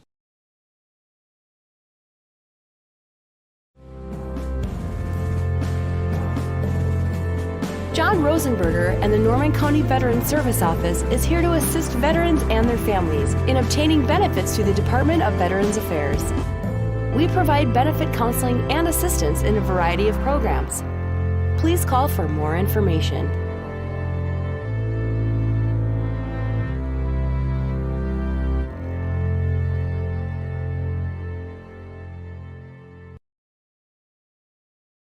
Performance Ag west of Borup is your full-service ag supplier from the ground up. They offer dry and liquid fertilizers to supply your soil and plant needs with a fully chelated iron product in both liquid and granular called Iron Shield. Performance Ag Borup also offers a full line of seed, corn, sugar beet, soybean, wheat, and cover crop. Plus, they have added the seed treater. See them for your seed treatment and inoculation needs. Performance Ag Borup. They don't want all the business, just yours.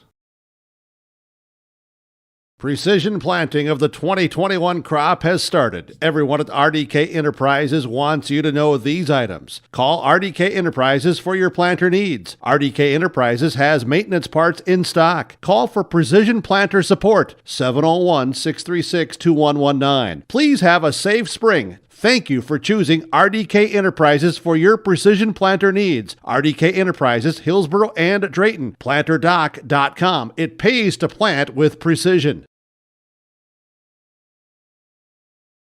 New at Subway Ada, the new Protein Bowl. You can now make any foot long a protein bowl. The new protein bowls are a foot long build of meat and fresh veggies, just without the bread. More meat, more fresh veggies served with your favorite cheese and sauce. The new Protein Bowl, now available for a limited time at Subway Ada. Call 784-7827, download the Subway app, use the online order form, or go through the line like normal. Eat fresh at Subway Ada. Try the new Protein Bowl. Let's get real. You're ready for a place that's big enough to grow and small enough to care. So get ready for the University of Minnesota Crookston. With more than 30 majors, minors, and certificates, you'll earn a University of Minnesota degree in a close-knit community where faculty become friends and friends feel like family. And to get a degree that can make a difference, you don't need a big city, just big dreams. The University of Minnesota Crookston. Real, hands-on, ready. Valley Vision Clinic is sharing cheers and savings with you. Stop in anytime to scratch the vision ticket and see what you save. Yep, it's this simple. Stop at Valley Vision Clinic and ask for the vision ticket. Scratch off instant savings up to 30% on your eyewear. Some restrictions may apply. Save up to 30% with this special promotion at Valley Vision Clinic Ada. And always remember, schedule your appointment today for eye care. Call 784-4091. See the savings and the new eyewear at Valley Vision Clinic Ada. If you're a service tech, Valley Plains Equipment wants you. Valley Plains Equipment is looking for experienced service techs, and they want you to join their team. You can earn up to $40 per hour depending on experience. Enjoy paid time off, 401k insurance, and your uniforms are taken care of. So if you're looking for a career as a service tech, or if you just like a little change of scenery, apply online at valleyplainsequipment.com for any of their dealerships in Hillsboro, Crookston, Hunter, Galesburg, Valley City, and Jamestown. Valley Plains Equipment, dealers on the move.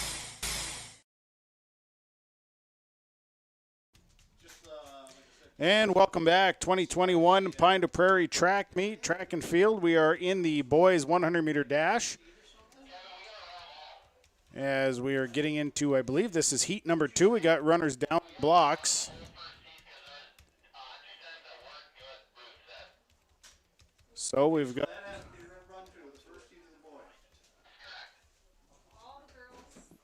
So we got the second heat off. And we're coming down. And again, Park Christian, Fertile Beltrami, neck and neck in that second heat of the 100-meter dash. They're jostling events here a little bit because they've...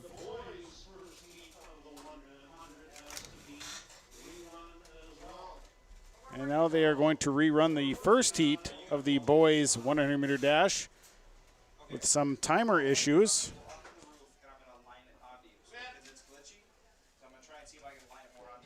So Joe, maybe we'll take another timeout while you go up and align some things. We'll go to a timeout and we'll come back with more coverage after this with yourliveevent.com. West Main Pizza welcomes you to dine in. Call for takeout or delivery of your orders. Now, with Pizza Order, get your coupon for free large order of garlic breadsticks with your next 16-inch pizza order. Use your West Main reward points and save more. Rewards at westmainpizza.net. More than just pizza. Enjoy fresh garden salads, taco salads, super nachos, garlic bread, soups, subs. Treat yourself to ice cream or your favorite shake. West Main Pizza in Ada. You know the importance of planning before you plant. To finish strong, you need a solid start. That's why at Cess Vonderhoff, we remain committed to developing sugar beet varieties that thrive despite the pressures from disease and the challenges of nature, all to help you make spring decisions that will yield the harvest you envision. Because sharing the pride of success starts with sharing the passion to achieve it. Cess Vonderhoff, a passion that grows. All right. We're into the girls 100-meter dash as they are rerunning all three heats here. And they'll be running heat number 1 of the boys 100-meter dash again as well. Some timer issues. So they will rerun the girls heats and then the first heat of the boys 100-meter dash.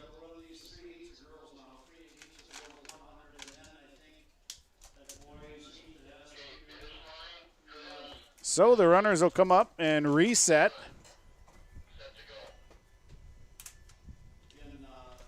Sun is finally back out. Wind has not gone away.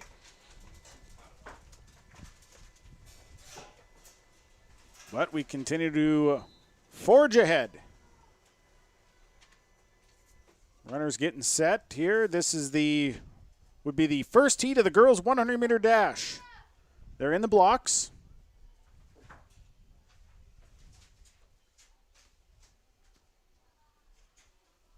And we're going to have a double gun. Somebody lean forward there. So a false start.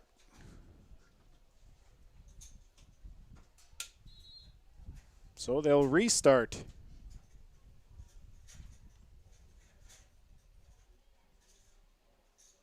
Runners back into the blocks here. Girls 100-meter dash, first heat. And there's the gun. And a good start. Fertile Beltrami and Bagley Foston, which is basically a replay of the first time they ran. Those two individual runners, neck and neck, and Bagley Foston, I believe, got to the finish line first.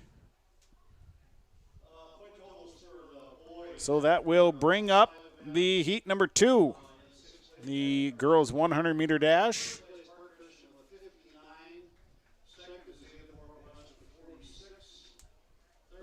So they will get the times all reported, and we'll head back down to the starting line for heat number 2 of the girls 100-meter dash.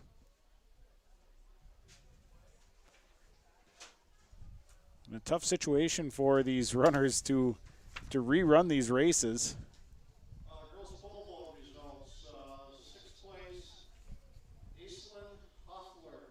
But they are getting set.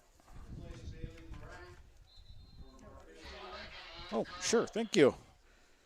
Girls pole vault results that we will get to here in just a minute as we get set for heat number 2 of the girls 100-meter dash. Girls are in the blocks.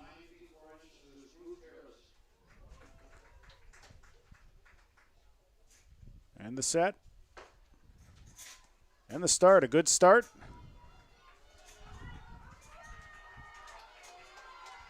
And a good run here from Park Christian and Red Lake County, neck and neck to the finish line. Boy, that is a close race in heat number 2 of the girls 100-meter dash. One more heat here, and then we'll rerun the boys 100-meter dash. Let's get through some results here. The girls pole vault in 8th place, Mary Hilbrands from Park Christian. 7th place, Elzetta Bitker of Adaborp West. 6th place, Aislinn Hofler of Bagley Foston.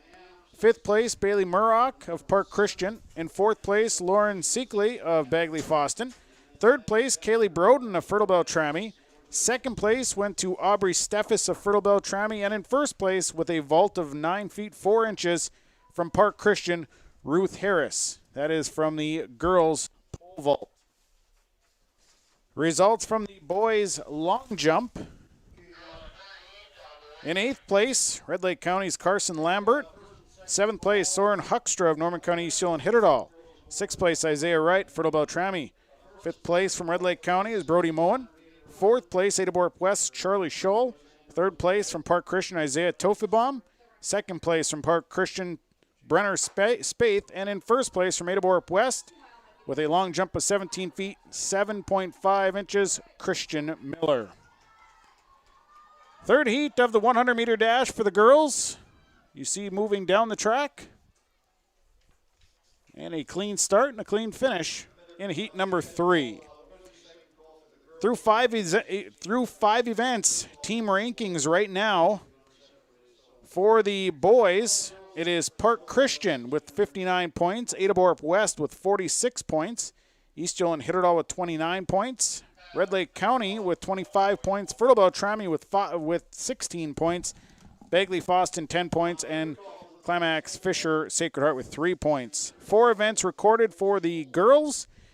Park Christian with 45 points, Fertile Beltrami with 32 points, Adaborp West with 25 points, Bagley Foston with 16 points, Red Lake County 9.5 points, East Hill and Hitterdal with 7 points, Climax Fisher Sacred Heart with 6.5 points. That is through 4 events recorded for the girls. So they'll get set to rerun this first heat of the boys 100-meter dash.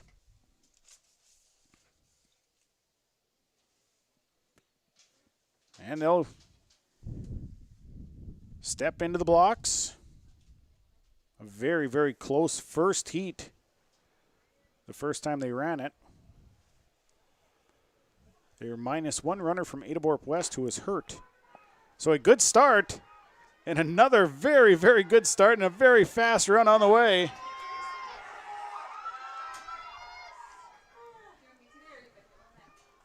This time, though, the runner in lane 4 really got off to a great start. We thought he had also in the first time through, but really exploded. And Spencer Ripke, as you're joining us from down there by the start-finish line.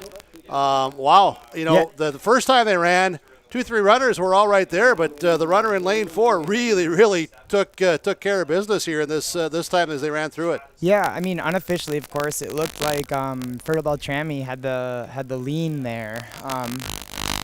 It was tight though. I mean, there was two guys right on his tail. I believe it was the 2 Park Christian guys, but it's unfortunate that the timing system was causing problems. But it's an opportunity for some then to, I guess, improve on what they had just done. Absolutely. And all right, so as we get ready for this second heat, or I should say now we're going to get on to the next event is what we're doing. Moving on with the meet finally. Yeah. Wow. I kept going back in time. rerun, replay. 100-meter dash all day. Yeah, right. There you go, Gump. You're getting picked on again. No longer any long distance events. Just canceled it. Sprinters only. So I was just checking in on the triple jump for girls, and we had talked about Morgan Angle winning the long jump, and unofficially she's sitting in second place in the triple jump right now. So good jumping day for the 7th grader. Absolutely, very much so. All right, so, okay, I don't know if you've had any chance, Spencer Ripke, from down there on the field and alongside the track and near the start-finish line as you've been going to the field event areas. Have you had any chance to visit with any other coaches or athletes just on how they feel the day is going, either for themselves or for their teams? Yeah, I have, mainly with my own athletes, kind of checking in with them, but it seems like they're all kind of saying, it doesn't feel like the best jumping day. I don't know what it is. Some days it just feels better. I don't know if it's the wind, the weather, whatever, but they just said maybe not the best jumping day, but it's the conference championship, so it's not really about the distances, it's about the placing. So like I mentioned, we had a bunch of guys kind of in the upper 17s, lower 18s for long jump. I think I heard you read those results off. No one hit an 18, but it was really close from 1st to 4th place. So kind of what we anticipated, but they're having fun, and I know the boys are kind of listening in. Oh, we're in 2nd place as a team through 4 events. So yeah, they're excited and they're paying attention to all that stuff. And now it's finally some relays. All right, we'll get to the relays in just a moment here as the first runners are getting up to the starting line. And, okay, Spencer Ripke, for those that are watching with YourLiveEvent.com, powered by Ulster Telephone Company, R&J Broadcasting Incorporated, and thanks to our sponsors today. Let me ask you now to explain, as these runners did just get going, from the starting line, they don't use the blocks here for these longer. So just talk about that, would you please? Yeah, well, I'm actually confused right now because in a track meet, it is the 4x2. It's the 4x200. But what they did is they moved the, I believe, the 1600 because of rerunning the girls 100 later to give them more time in between for recovery time. Okay, so we're on to the mile. All right, it's a good thing they told the broadcasters and not the coaches. I'm listening to one ear here, and I'm listening to kids talk to me there. We're glad you're paying more attention to the broadcasters. We thank you so much. We'll put you on the payroll in another 5 years, okay? At least we got to some distance running here finally. So. Right, yeah, you're just excited because it's a distance event. Exactly, and you're right. They aren't using the blocks. They don't use the blocks for 800 on up. This Bagley Foston girl, she had a great cross-country season. Her name is escaping me right now, but she's a good distance runner. She's kind of right around 6 minutes from what I've seen earlier in the year in the mile. So she'll be fun to watch here. They've had good distance runners for years, haven't they, from Bagley Foston? Yeah, they really have on the girls' side and boys' side. Pretty good cross-country teams, pretty good distance in the track. So who do we have running in second and third and through there? So we got Ginny Bromanchenko coming through in second for Ada Borup West, and then it looks like a Park Christian girl followed by a pack of about 5 runners kind of fighting for that 4th place position. Okay, as they continue to go around here in the girls' 1,600-meter run, and we're going to just go to a little bit of fill time here as we have some things, audio coming through our earphones, and that I need to back up several minutes here with our broadcast coverage, if I can, Spencer, and I'm going to bring back in Sean Bierk, my broadcast partner. A viewer just sent me a text, and they want to know the end of your story earlier when Coach Bauman and Coach Colligan were trying to make you into a track athlete, and you were trying to save your role on the track team by eventually becoming a running back for the football team. And then if you didn't catch the punt, you were to become a lineman, and you were handed the jersey 65, which obviously meant you were really close to not being a running back anymore. So the question from the viewer, all the viewer wants to know about is finish the story. Did you ever catch the punt, or what number did you end up wearing? Well, here, let's step back a bit. He didn't give me the jersey. No, don't go against Grumpy here. Not against Grumpy Ballman. No, he never gave me the jersey. What happened is I had a white towel, and he painted the number 65 on it. And he said, if you keep dropping punts, expletive, this is your new number. As he handed me my towel with the 6, and I still have that towel. I still have it because that's something you just don't throw away. Bottom line is, I caught the punts, and I should say he allowed me another chance, and then he just said, we're just going to save this, and we're just going to take you out of the punt return. We're just not going to really saving your body for the running back role, right? Right. Yeah. Because you know what?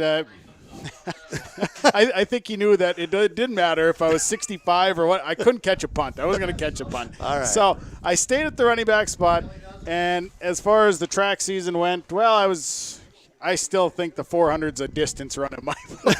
Even though in the books it's called a sprint, for me, that's long distance. That is long distance. All right, but now, as someone who was in track and field, Sean Bierk, and Spencer Ripke's listening in, he's going to hear this. A part of it, though, for you was you were able to use the track and field training and the competition to also help you with your football success and other things that you did, correct? Absolutely. It was one of those, you get into the spring of the year and you need activity, and track and field was great. It was not only great just to keep me in shape, but it also helped with flexibility. I was an individual that didn't have much for flexibility, so track and field was really good for me in that sense because it gave me a chance to gain more flexibility and whatnot. A great sport. I really enjoyed my time in track and field. I was a triple jumper, which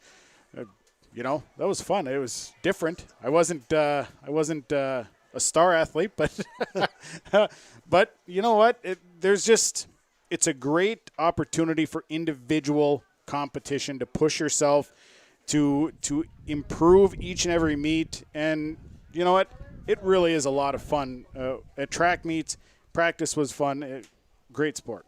Girls' 1,600-meter run is going on around the Johnson Sports Complex in Ada here this afternoon. It is the 2021 Pine to Prairie Conference Track and Field Meet. You're watching live with yourliveevent.com, powered by Halstead Telephone Company, R&J Broadcasting Incorporated. Thanks to our camera operator down on the field event areas, Derek Zimmerman-Geyer, and I know that we've had to have cameras, operating, and then we've had to have cameras not able to operate because of rain and, the situation with the weather. But when we get a chance, we'll get back to some of our field events here going on. The girls' 1,600-meter run is presently on the track and continuing on. And then the girls' 100-meter dash will be again coming up here, I believe, or one of the other events that had to be rerun, I think, from earlier, if I get myself caught up. Sean Bierk, my broadcast partner. I'm Jim Berkemeyer, camera operator Joe Stetz, our executive producer Mark Forseth. we thank you for viewing today, for watching, and joining us with our live coverage from yourliveevent.com. Boys triple jump results. Let's get to those. The boys triple jump results from earlier today. 8th place from Fertile Beltrami, Nick Hedlund. Triple jump of 29 feet 9 3/4 inches. Jack Weinberger of Park Christian, 7th, 32 feet 3.5 inches. Zach Helgeson from Fisher Climax Sacred Heart, 32 feet 4 inches. From Ada Borup West, 5th place, Christian Miller, 32 feet 11.5 inches. Fisher Climax Sacred Heart, Jory Vosick, 34 feet 3 3/4 inches. 3rd place, Cole Bentley from Norman County, East Julian Hitterdal, 35 feet 11.5 inches. And 2nd place from Ada Borup West, Charlie Schall, 36 feet 2.5 inches. And winning the boys triple jump from Fertile Beltrami, a triple jump of 36 feet 4 1/4 inches, Ryan Vandenheide from Fertile Beltrami. Interesting note there. I believe Brian Nelson said that was his first try at the triple jump. Wow. Well, he's a good athlete. We know that. So interesting note there. And, how about that where, the athletes that, blessed can go out, a first time or early and have the success such as that of winning a conference meet. Well, absolutely. And you know what? It takes a certain stride and just knowing steps and whatnot to go out and even attempt to run or to try a jump like the triple jump. So a real big accomplishment.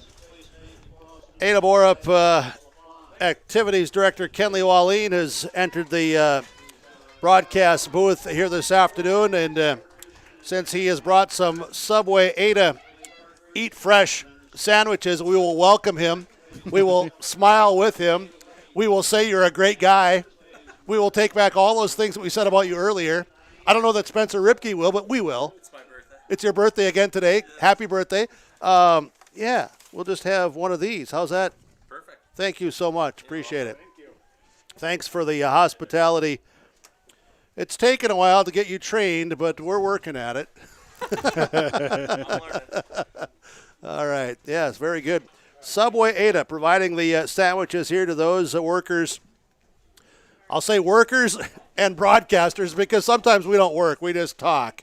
That's really all we're doing is talking. We're having a good time doing it. Absolutely. But, yeah, thank you for the Eat Fresh Subway sandwiches. So, yeah. All right. Where are we at? Here we go now with the boys 1,600-meter run right now on the track that just got started.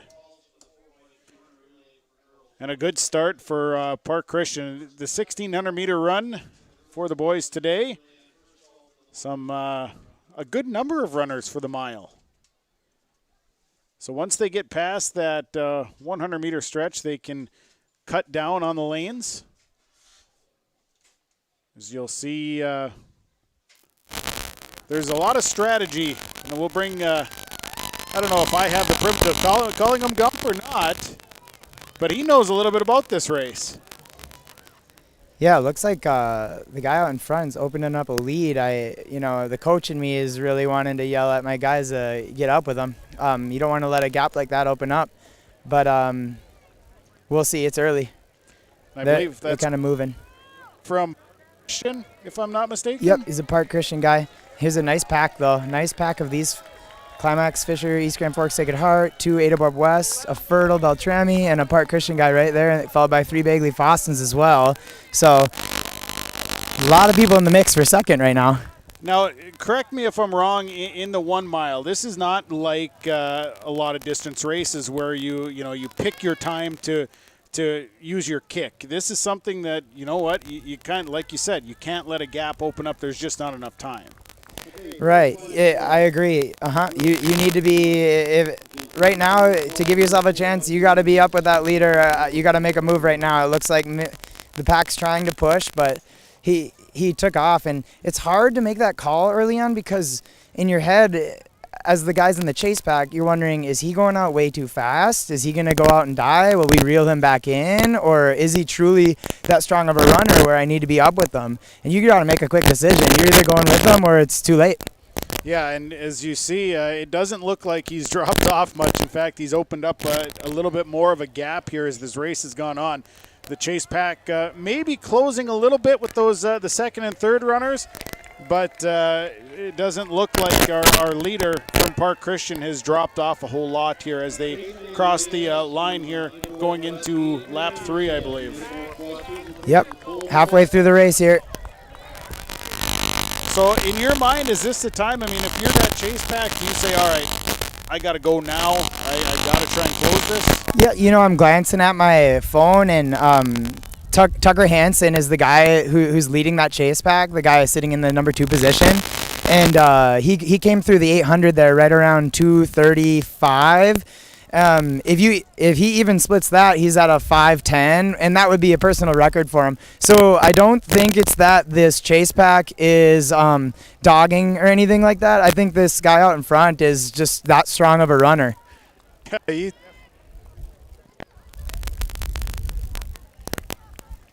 we go. I think we got her fixed. Definitely.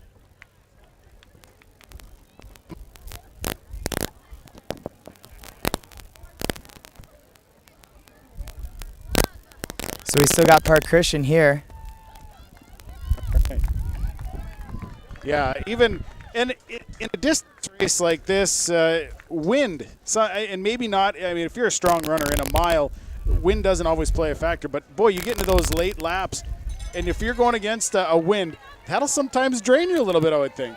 Yeah, definitely, especially if you're out in the lead or if you're leading a chase pack the entire time, you're taking it lap after lap after lap. So if you can tuck in behind someone, that would be ideal, tucking in. But Park Christian doesn't need that, I guess. He's looking really strong. I mean, he might break 5 minutes. Looks like 4:10 on the clock. He's got about 300 to go. Very good stride. I mean, he strides very well, very long strides. Body build, very, very strong athlete. Tucker's a sophomore. Chase pack is thinned out to free runners now. I call it a chase pack. I don't know. It's not much of a pack, I guess. Yeah, well, and there's some separation now occurring there in that second, third, fourth place. So we'll see how all of this turns out. But, yeah, your lead runner out of Park Christian coming here out of turn 4 and headed towards that start-finish line. Yeah, he looks great. This is going to be an exciting race for second place, too. Really exciting for second place here. East Grand Forks Sacred Heart guy and Tucker Hansen, Ada Barb West. A little kick and now another kick. Another kick. That's Tucker. Wow, nice. That was a personal record for Tucker. 5 minutes 11. 5:11 unofficially. You got to be really pleased about that, huh, Coach? I'm really happy. I'm trying not to yell for Brody here. That's going to be an exciting finish. Boy, they're working Oh, hard. wow, the Park Christian guy. Great. That was a great race. So as Brody comes across it unofficially around 5:29, 5.5, is that a good time for him? I believe that would be a seasonal best for him, but not a personal record. He's been faster in past years, but that's the best he's ran this season. Yeah, all right. That's an all-around lifetime personal best for Tucker. And, okay, so, how long has Tucker been running the 1600? I mean, his age, and tell us a little bit more about one of your runners. Tucker, that's a really good question. Obviously, last year, couldn't. I'm trying to remember if he was even in track as an 8th grader. He's kind of done it all. You know, he's actually probably one of our fastest sprinters. So he's just got what I call range. I mean, he could do the long jump, he could run the 100, he could be in relays, he could probably do the 2 mile. He does do cross country in the fall, so he's just got good range. And, he has not done a lot of 1600s because his last track season would have been in 8th grade, and I'm trying to rake my brain right now, and I don't think he did a whole lot of 1600s. Sure. Okay. Very good. It's obviously fun to see the athletes performing at a high level here. And Joe, I'm just going to ask you this while I'm on the air. Do we have any of our cameras? Are they able to be set up right now for the field events, or do we have to take them all down? So, okay, can we flip over and see some of the activity? From the south end, and Spencer Ripke joining us again with our broadcast today, one of the Ada Moore Plus coaches as you host the Pine to Prairie Conference meet. As we look down at some of the field events, it looks like pole vaulting is, well, no surprise, still going. It's one of those events that seems like it wraps up a lot of track meets. What can you tell us about from down in the pole vault area here today? Yeah, actually, I think one of the delays, I don't know if I was cutting out earlier, they actually broke the bar. The girl, I've seen it before. It's pretty rare, though. The bar was broken, so we had to find a replacement, and that kind of delayed things. But you really, pole vault can kind of be dangerous, so you really got to allow a lot of warm-ups. Let those kids get really comfortable with it before you actually start the event. So I'm sure they allowed those girls a lot of warm-ups, and then they go through 6 inches at a time, raising it up. And I know there was 2 girls alive at 7-11. I can't remember if you read those results off or not, but Brody Gwynn and there's also an athlete from Fertile Beltrami who are pretty talented in the pole vault. So I'm excited to see what those guys can do. Brody is coming off of a personal record on Tuesday at Barnesville. He made 11 feet 6 inches and just narrowly missed 12 feet on his first attempt. So we're pretty excited for Brody, and yeah, that's probably going to be our last field event today. Maybe a couple triple jumpers here and there that have been sprinting that they're trying to get their last jumps in. But other than that, the pole vault.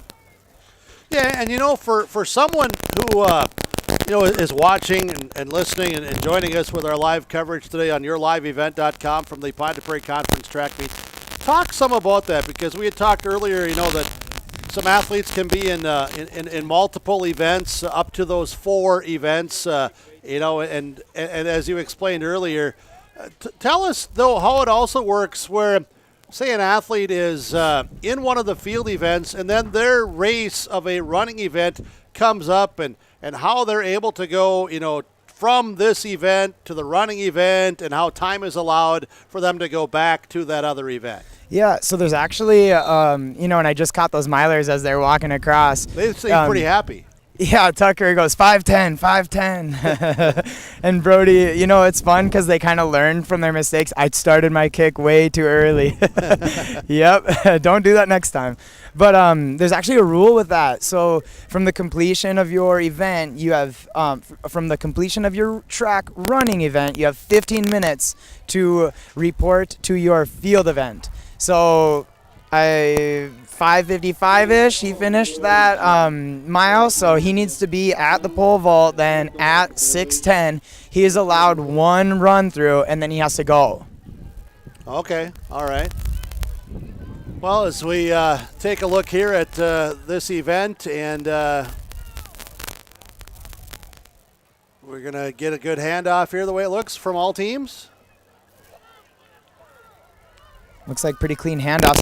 There was a rule change 2 years ago with the exchange zones. They kind of widened them out, so I think that helps with a lot of the disqualification issues. Like, it's, I think, 30 meters, so that's quite a bit of space to get the stick passed from one teammate to another. And what was it previously? Was it 20 meters? Yeah. I think the 4x1 was 20, so the 4x2 really didn't change. It was more of like they made all of the relays just the same. Sure, okay, all right. And there again, I've always found that interesting. Believe it or not, when I was young, I did run a little track when I was a lot thinner. But I find it interesting, though, too, how teammates, depending upon, they'll say, hey, wow, look at that. I want you to put this into my left hand or into my right hand or whatever. And that's more personal preference, isn't it? Yeah, it looks like Fertile Beltrami went left hand or right. That was a really strong leg for Fertile Beltrami. I didn't mean to interrupt you, but that was just, wow. I think that was Marin Rorigan. She's their 400 runner. That was impressive. And, I mean, look at them. They're absolutely killing it here at Fertile Beltrami. Yeah, they are. This is actually Marin Rorigan. So, wow. They got a good time coming here. But you're right, it is kind of a preference, like right hand to left hand, or if they don't want to switch the baton while they run, or if they want to run with it in their right hand. Battle for 5th here. Yeah, that Fertile Beltrami time, unofficially looking at the clock, was at 1:51. So there again, I'm not sure how that time compares to some of their other times this season, but that 1:51 is not a bad time, is it? No, very good. A lot of people a lot of teams kind of shoot to get under 2. So in a sprint, that 8-9 seconds, that's huge. Oh, absolutely. And also, okay, here we are mid-May, so to be at 151-ish now, as a coach and as an athlete, are you then saying, hey, with another week, 2 weeks to go before some of the subsections and sections and other events to come, can we shave off another second or two or so? Oh, absolutely. And I mean, as a coach, you're thinking, man, is this a team that we can be talking advancement too? So I think maybe Fertile Beltrami would have a chance there. I haven't seen a whole lot of teams that fast this season. And, you know, the fun thing about this year is, you know, usually you get to this conference meet and it's championship time. Like, it's conference, and then next thing you know, it's subs. Next thing you know, it's sections and state. There's actually a decent gap between the conference meet today and the subsection track meet. So a lot of time to tweak things between now and then. And that gap, is it this year the gap because of coming off of COVID-19? I believe so. I think they kind of kept the conference meet just the same. Like on the Thursday it normally is. What are we, the second Thursday of May? Right. And I think they just stuck with that. But postseason got moved back because of the COVID and the winter sports and all of that. So I think that's the main reason why subsections and sections are a little later, but gives the athletes a unique chance to really improve between the conference meet and the subsections, because usually what you see at conference is what you're going to get at the subs as well. Give us an idea now of what we should anticipate or could see here coming up in the boys 4x200 meter relay. You know, I'm only seeing 3 teams. Park Christian, like we've talked about, they got the sprinters. They have the sprinters. They have the relays. And then the only other 2 teams, Ada Borup West and Bagley Foston. So it's a little surprising to me. I think we saw 6 girls teams, only 3 boys. Yeah, I'm just trying to decipher, is that Fertile Beltrami or is it Park Christian? But I saw Brendan Peterson. We've talked about Brendan Peterson a couple times. And he kind of pulled up with an injury after the 100. So I see Sergio Reyes is going to start it off for Ada Borup West. So he's kind of a thrower, and we'll plug him into the sprints when needed. Well, this is what a teammate's all about now, right? Absolutely. You always come into the meet with an alternate for the relays. You need 5 guys ready to go. We'll see if we can look in here and see the start as they're getting set. We'll have some other results to come up. We'll wait until after this relay is complete here. Okay, I was missing teams there. There are 5 teams. I don't know what I'm seeing. Looked like everybody got a good clean start. Park Christian and Fertile both looking. Park Christian's kind of gaining on Fertile Beltrami here at the end of that leg. Sometimes hard to tell with that stagger too. Our track has these long curves, so I don't know about Bagley Foston on the inside either. The exchange it looked like some hesitations. Yeah. Not the cleanest. The white flag is up, so that's good news. Yep. But it did look like Fertile Beltrami's exchange was not a clean exchange. This is actually very close right now with Park, and Bagley Foston is very close. I was just looking at when they handed it off, and it was just a fraction of a second after. Keep in mind they're on the inside compared to Park Christian.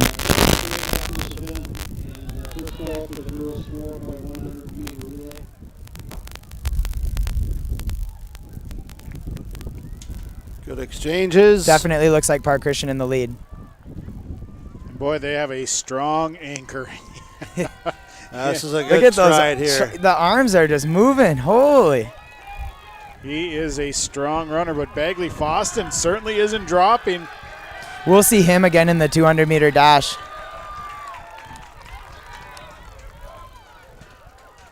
A good finish there for Park Christian, followed by Bagley Foston. Decent race here for 3:45. Yeah, it sure is. This is a good kick from right into the wind, right into a gust of wind. Yeah, Adrian Reyes.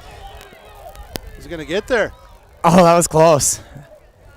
156, maybe 155. That Park Christian team, they were solid throughout. All 4 good legs and good exchanges. Definitely, and I know their numbers are up in the program this year, and that just really helps for the things like the relays. You know, you have bodies to plug into, and just they have some strong sprinters. Now, their program has really risen in the last handful of years, has it not? I would say so, yes, yeah. They their girls team has been winning the conference now for a few years, and now their boys are looking very strong today as well. All right, so our next event is we'll get set for that coming up.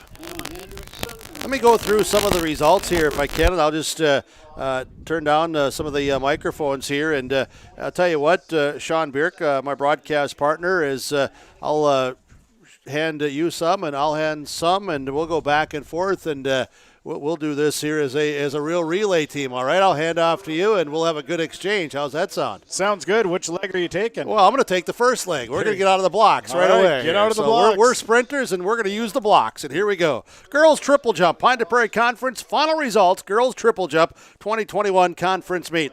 In 8th place from Fisher Climax Sacred Heart, Riley Shokowski, a girls triple jump of 25 feet, 11 and a half inches. In 6th place from Bagley Foston, Isabella Warmbold, a triple jump of 27 feet, 8 and a quarter.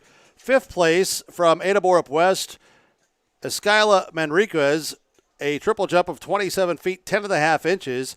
In 4th place from Park Christian, Andy Sandman, 29 feet, 4 and a quarter inches. In 3rd place from Park Christian, Ruth Harris, a triple jump of 29 feet, 6 and a quarter inches.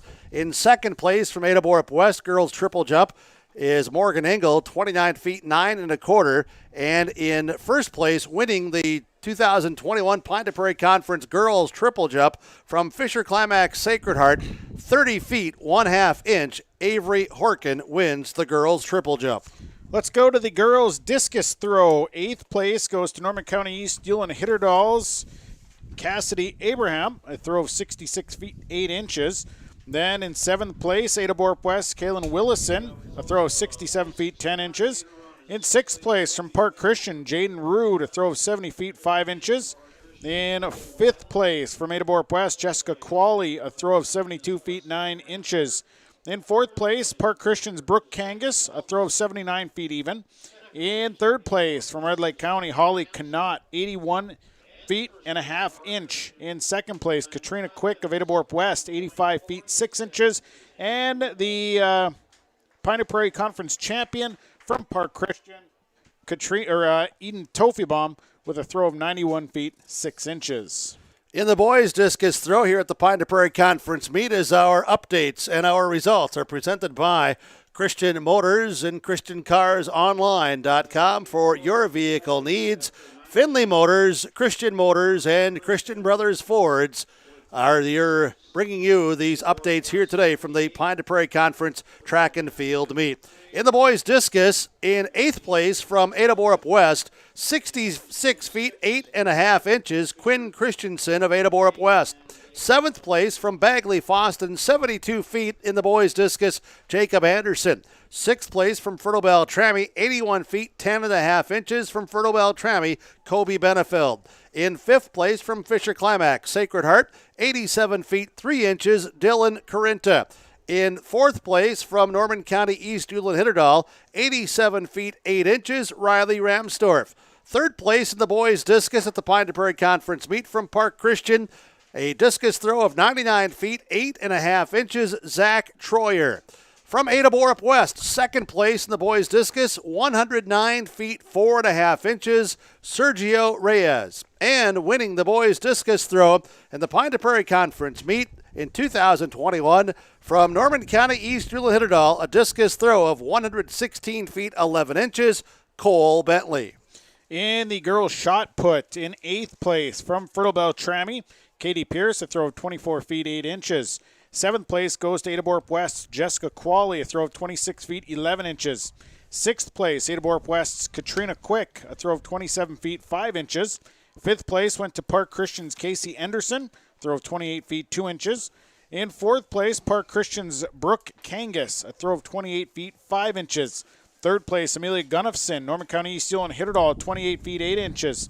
Second place goes to Kaylin Willison of Ada Borup West, a throw of 29 feet 6 inches. And the Pine Prairie Conference champion from Park Christian, Eden Tofebaum, a throw of 32 feet even. Pine Prairie Conference track and field meet coverage here on YourLiveEvent.com, powered by Halstead Telephone Company, R&J Broadcasting Incorporated. We'll come back and we will continue with more results presented by Christian Motors, Finley Motors, Christian Brothers Ford, ChristianCarsOnline.com. We'll take a break with more results of the 2021 Pine Prairie Conference track and field meet on the Johnson Sports Complex in Ada. YourLiveEvent.com, powered by Halstead Telephone Company, R&J Broadcasting Incorporated.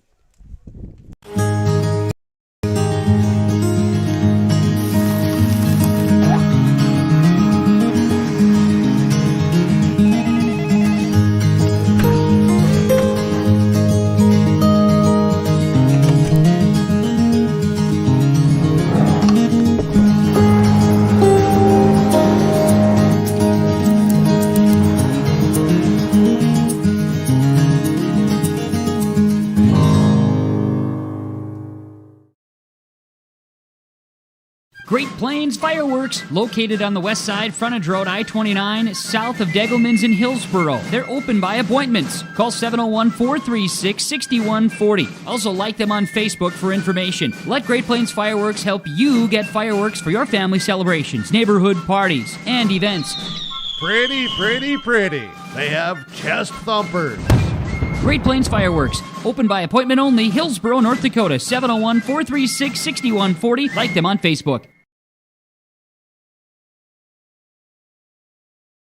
American Crystal Sugar Company, with their 4,000 plus employees and shareholders, are deeply rooted in the communities of the Red River Valley. They're committed to the sustainability and growth of their business and to improving lives in the places where we work and live by investing in people, our communities, and the future of American Crystal Sugar. Visit crystalsugar.com to learn more about scholarships, grants, volunteerism, donations, and more through the Community Roots American Crystal Giving Program. Growing strong community roots. American Crystal Sugar Company. One of the main benefits of moving to the Halstead Living Center and Heritage House community is to enjoy every comfort of home without the burdens of home ownership in an environment that offers choices for care assistance, social interaction, group activities, or simply quiet, comfortable living. Another reason to choose Halstead Living Center and Heritage House is to get back to living life through their all-inclusive services and full array of social events, spiritual enrichment programs, recreational activities, and lifelong learning. For more information, call 456-2105 or log on to HalsteadLivingCenter.com. There's no way to count the number of sandwiches you've packed over the years. Hard to imagine this day would come. Yeah, there's still the same fields, the same roads, the same hard work. But now they're in someone else's hands. And you couldn't be more proud of who you're handing the farm to. No matter what the future holds, Ag Country is here to help you plan ahead. Halstead Telephone knows we all like choices. You can choose to have communication and data services up to 1 gigabit over a reliable state-of-the-art fiber optic network. And you can choose to have the same great services available town or country with local service and support. You can choose to have an individual service or bundle. You can choose to avoid tricky promotional pricing. You can choose unlimited data. The choice seems clear. Choose Halstead Telephone, broadband voice TV. 1-800-457-2125. The Ada Borup Booster Club was formed in 1999 to promote and to support activities sponsored by the Ada Borup School District and the community through volunteers as well as other means of support. The Ada Borup Booster Club consists of parents, community members, and alumni. They meet monthly to plan and carry out fundraising activities. Monies raised by the Booster Club are used to support the students in academics, athletics, fine arts, and other activities. To learn more about the Ada Borup Booster Club, visit the Ada Borup Booster Club Facebook page. Enbridge's Line 3 replacement project will create thousands of family-supporting jobs. This $2.6 billion private investment in Minnesota will be an economic boost, bring extra county tax revenue for years to come, and a secure and steady supply of North American oil to fuel Minnesota's quality of life. We're focused on safety and ready to get to work. Learn more at enbridge.com/line3us. Welcome back to coverage of the 2021 Pine to Prairie Track and Field Meet today with yourliveevent.com as we continue with results from the some of the events that have already taken place. I'm on the girls' 1,600-meter run. Here, 8th place went to Minoman Wabbins' Caitlin Kieser.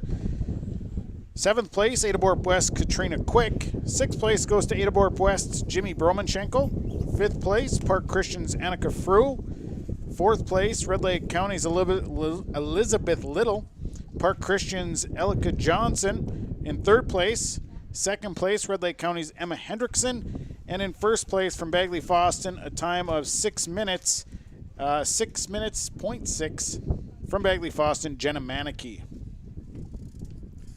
The boys 4x200 meter relay.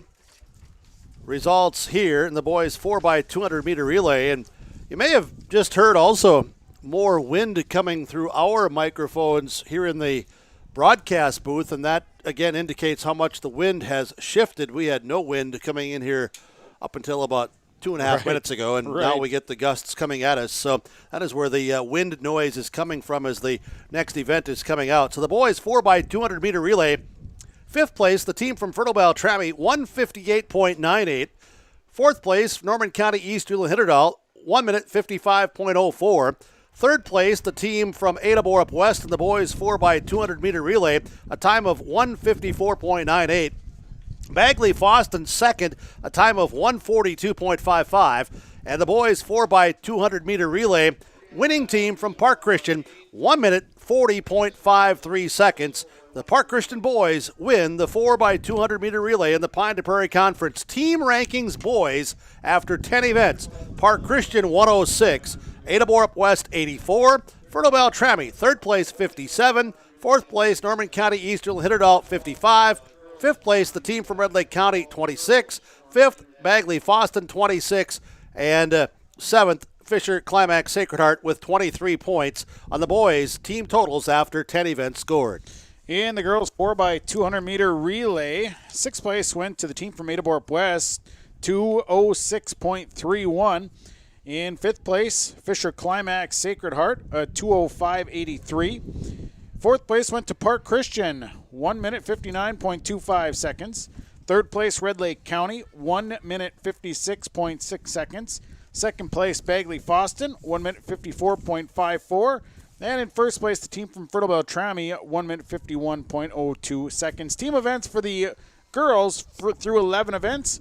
Park Christian a 134, Adaborp West a 77, Bagley Foston 57, Fertile Beltrami 51, Red Lake County 48.5, Climax Fisher Sacred Heart 25.5, East Joan Hitterdal 17, and Minoman Waban with 1 point. Girls 4x100 meter relay is out on the track, and looks like 2 of the zones or 3 of the zones. The white flags are up, and now all 4 white flags are up, indicating that all are ready. This is one of my favorite events. Yeah, we'll watch here as the lead runners get into the blocks and the starter. Arm up, and the gun sounds. And the 4x100 meter relay is underway. I did not get a look at which teams were in which lane, but looks like the team there in lane 3 is out to the early lead. Had a really good start runner and good exchange, and we'll watch the exchange between runners 2 and 3. Very nice. Bagley Foston, a good exchange as well. They're in the outside lane, I believe it is. And here they come, that outside lane. This will be interesting, and the exchange is good from the lead team. That's the Fertile Beltrami team, I believe. Park Christian, Park actually. Christian, yeah. Fertile Beltrami had a exchange, the second exchange over that kind of slowed them up. They had a little bobble. So the girls' 4x100 meter relay finishes, and not sure if Spencer Ripke is wanting to join us or not. Yep, there he is down by the start-finish line. So that girls' 4x100 relay, Park Christian again, as we've said numerous times, very strong in the relays. Yeah, definitely. And usually more so on the boys' side, so they got some girls that can sprint too. I was just checking in actually over at the pole vault. The bar is at 7 feet 11 inches, and they're already down to just 4 competitors. Okay, at 7 feet 11 inches, you said. They might have raised it up to 8 feet 5 since I walked away. Okay. But it was just 3 Fertile Beltrami guys and Brody Gwynn. And one of the Fertile Beltrami competitors and Brody haven't came in yet. They're going to come in around, they can kind of choose which height they want to enter at, and they come right around 9 feet. They'll start. Okay. So they're just kind of waiting, hanging out. Sure. But as the other guys kind of clear it or not, well, they just got to wait and see. What should we anticipate coming up now in the boys 4x100 meter relay? Who's the top couple of teams here to watch that we would anticipate, looking ahead, that we should see coming down to the final leg? First one that jumps out at me is Park Christian. But after watching the 4x200 and seeing Bagley Fawson, I would say that they are going to probably put together a strong relay here too. And then Fertile Beltrami seems like they've got some good sprinters. Their anchor leg, just an 8th grader as I'm looking over there, but he can sprint. So even if they get the baton in 3rd or 4th, I would say watch out for Fertile Beltrami. So Park Christian, Bagley Fawson, Fertile Beltrami, they're all going to be fun to watch here. All right, well, we will watch it here with YourLiveEvent.com, powered by Halstead Telephone Company, R&J Broadcasting Incorporated, live today from the Johnson Sports Complex in Ada. We'll get back to some more individual results and some team updates in just a moment, but we want to just kind of settle back and take a look as you see the runners all preparing, and we see the white flags up in each zone, indicating that all are ready, and the lead will get into the blocks as the starter is out. As you can see in the camera view here from the press box, Laura Tweeten, Thrivent Financial broadcast booth today from YourLiveEvent.com. And little twitch, and not sure which lane, which runner. Set them back down, have a little conversation, and make sure that it doesn't happen again.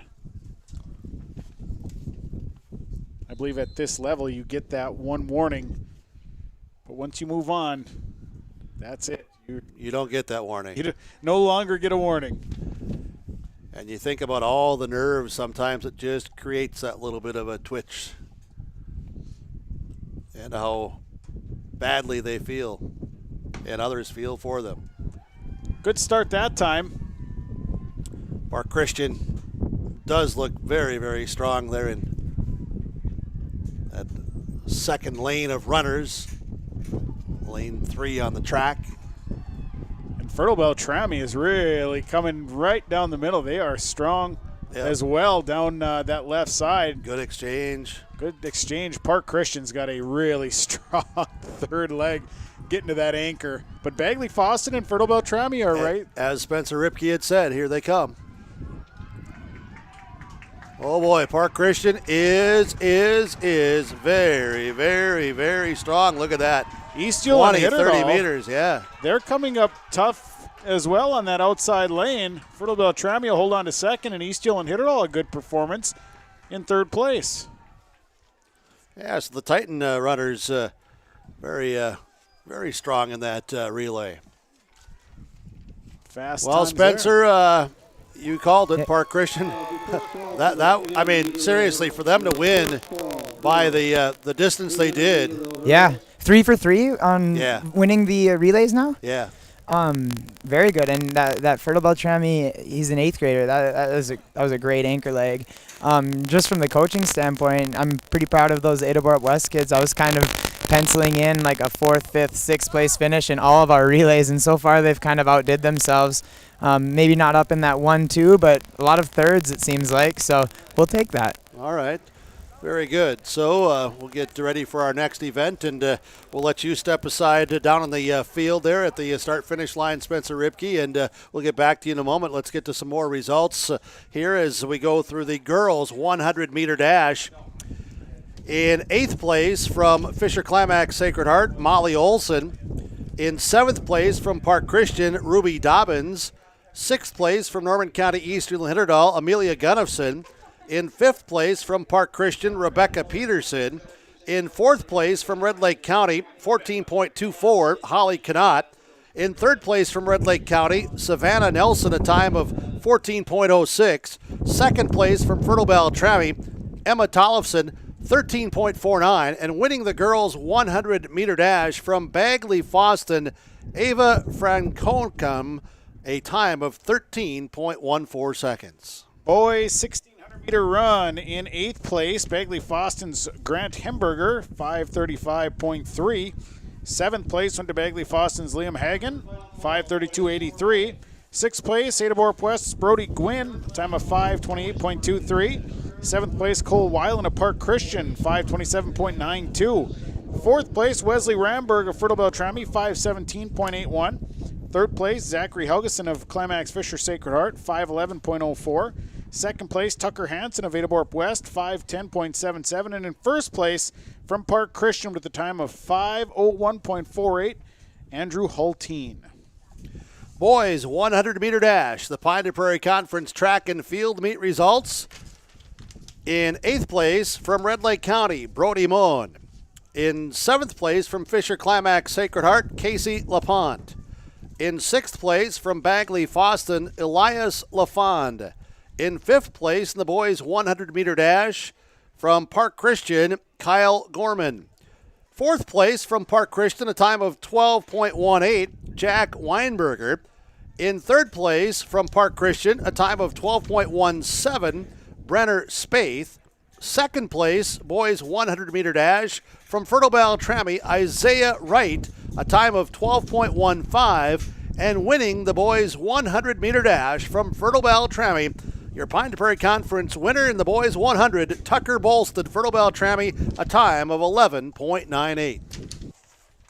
Actually gotten through all the results I have in my all right, end. I'll get to my final one that I have here at this time, and the girls' high jump. Girls' high jump results. In 8th place, Grace Rue from Bagley Foston. 7th place, Riley Chokowski from Fisher Climax Sacred Heart.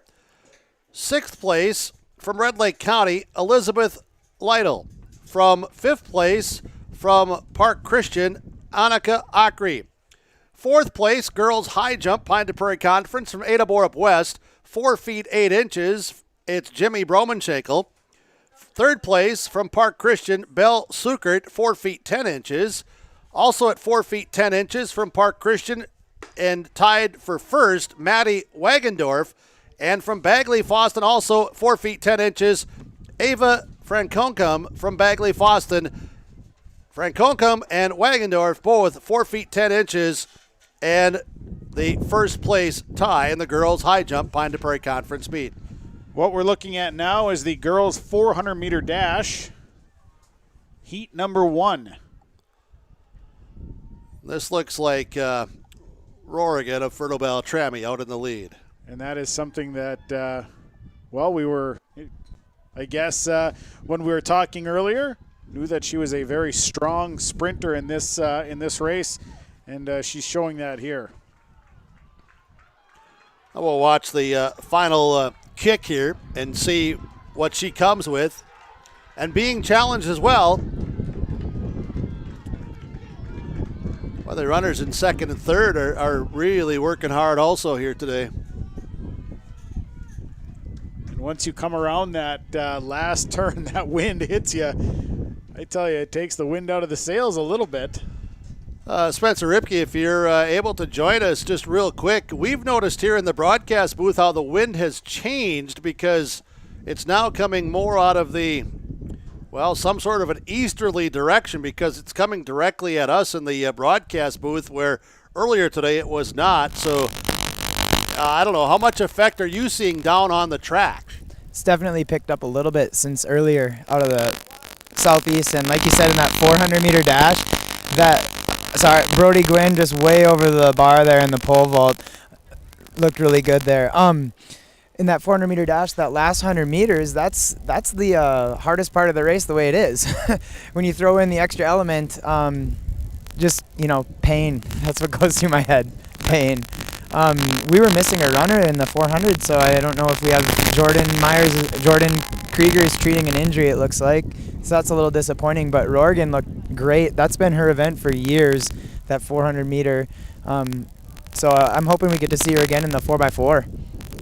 All right, very good. And tell you what, Joe Stetz, our technical director here in the booth today, if we get a chance in between some of these heats, if we can switch to that camera there on the south end with that pole vault, and we'll see if we can't catch a pole vaulter or two that are going to look to clear the bar as we have a vaulter on the runway at this time. This could be one of the pole vaulters from Fertile Beltrami.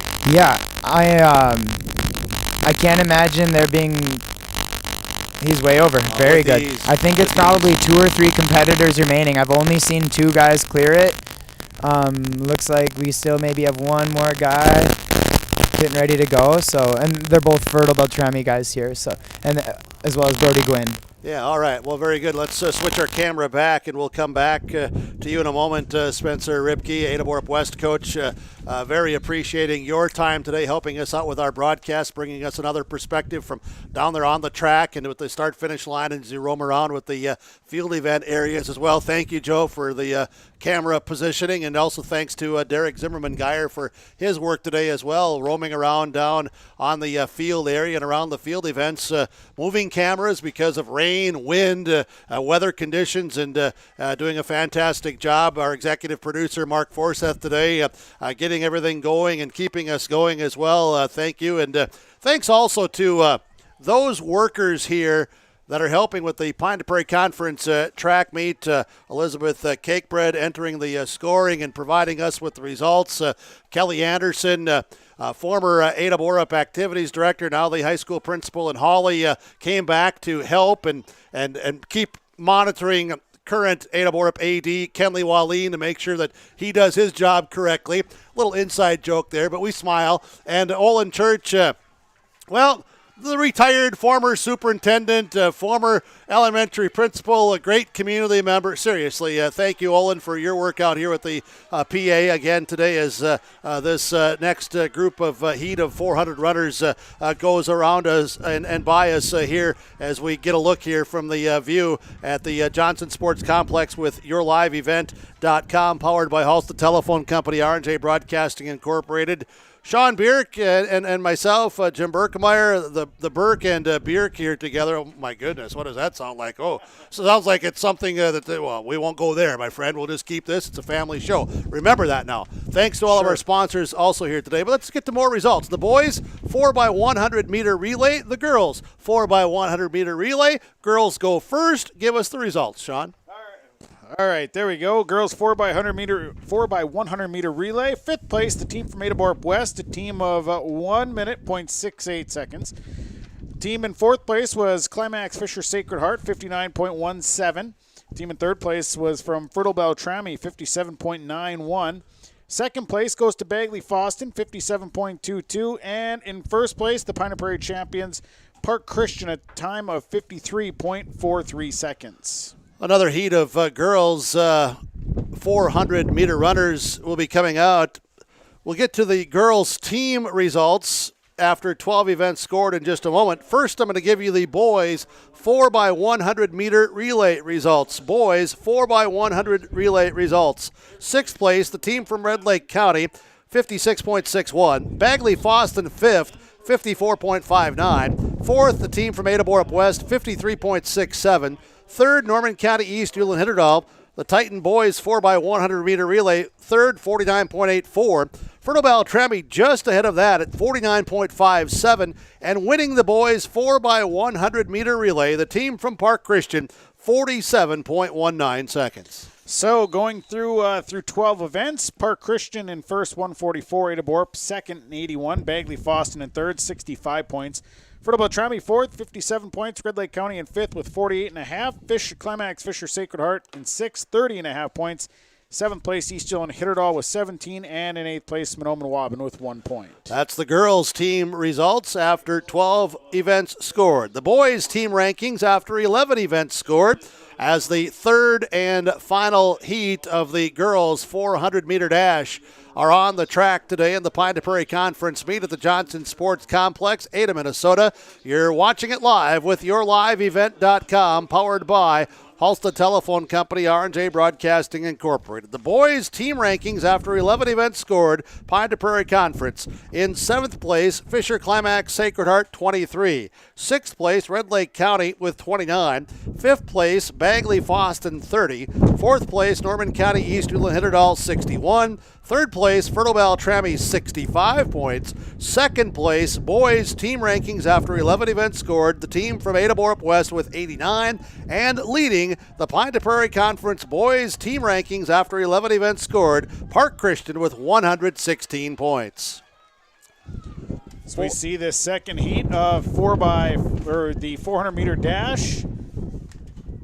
Coming down this last 25 meters as they cross the finish line. And you can see how that wind certainly has an effect on some of the athletes here today. And the boys' 400-meter runners will be coming out. And see if we can get back down to the There are two guys. Yeah, go ahead. Yeah, I was going to give you a little pole vault update. So it's Will Stromstead from Fertile Beltrami and Brody Gwynn. Last two guys remaining. And the bar, they both cleared 9 feet 5 inches, so they have moved it up to 9 feet 11 inches. Okay. Looks like Brody's about to take his first attempt here.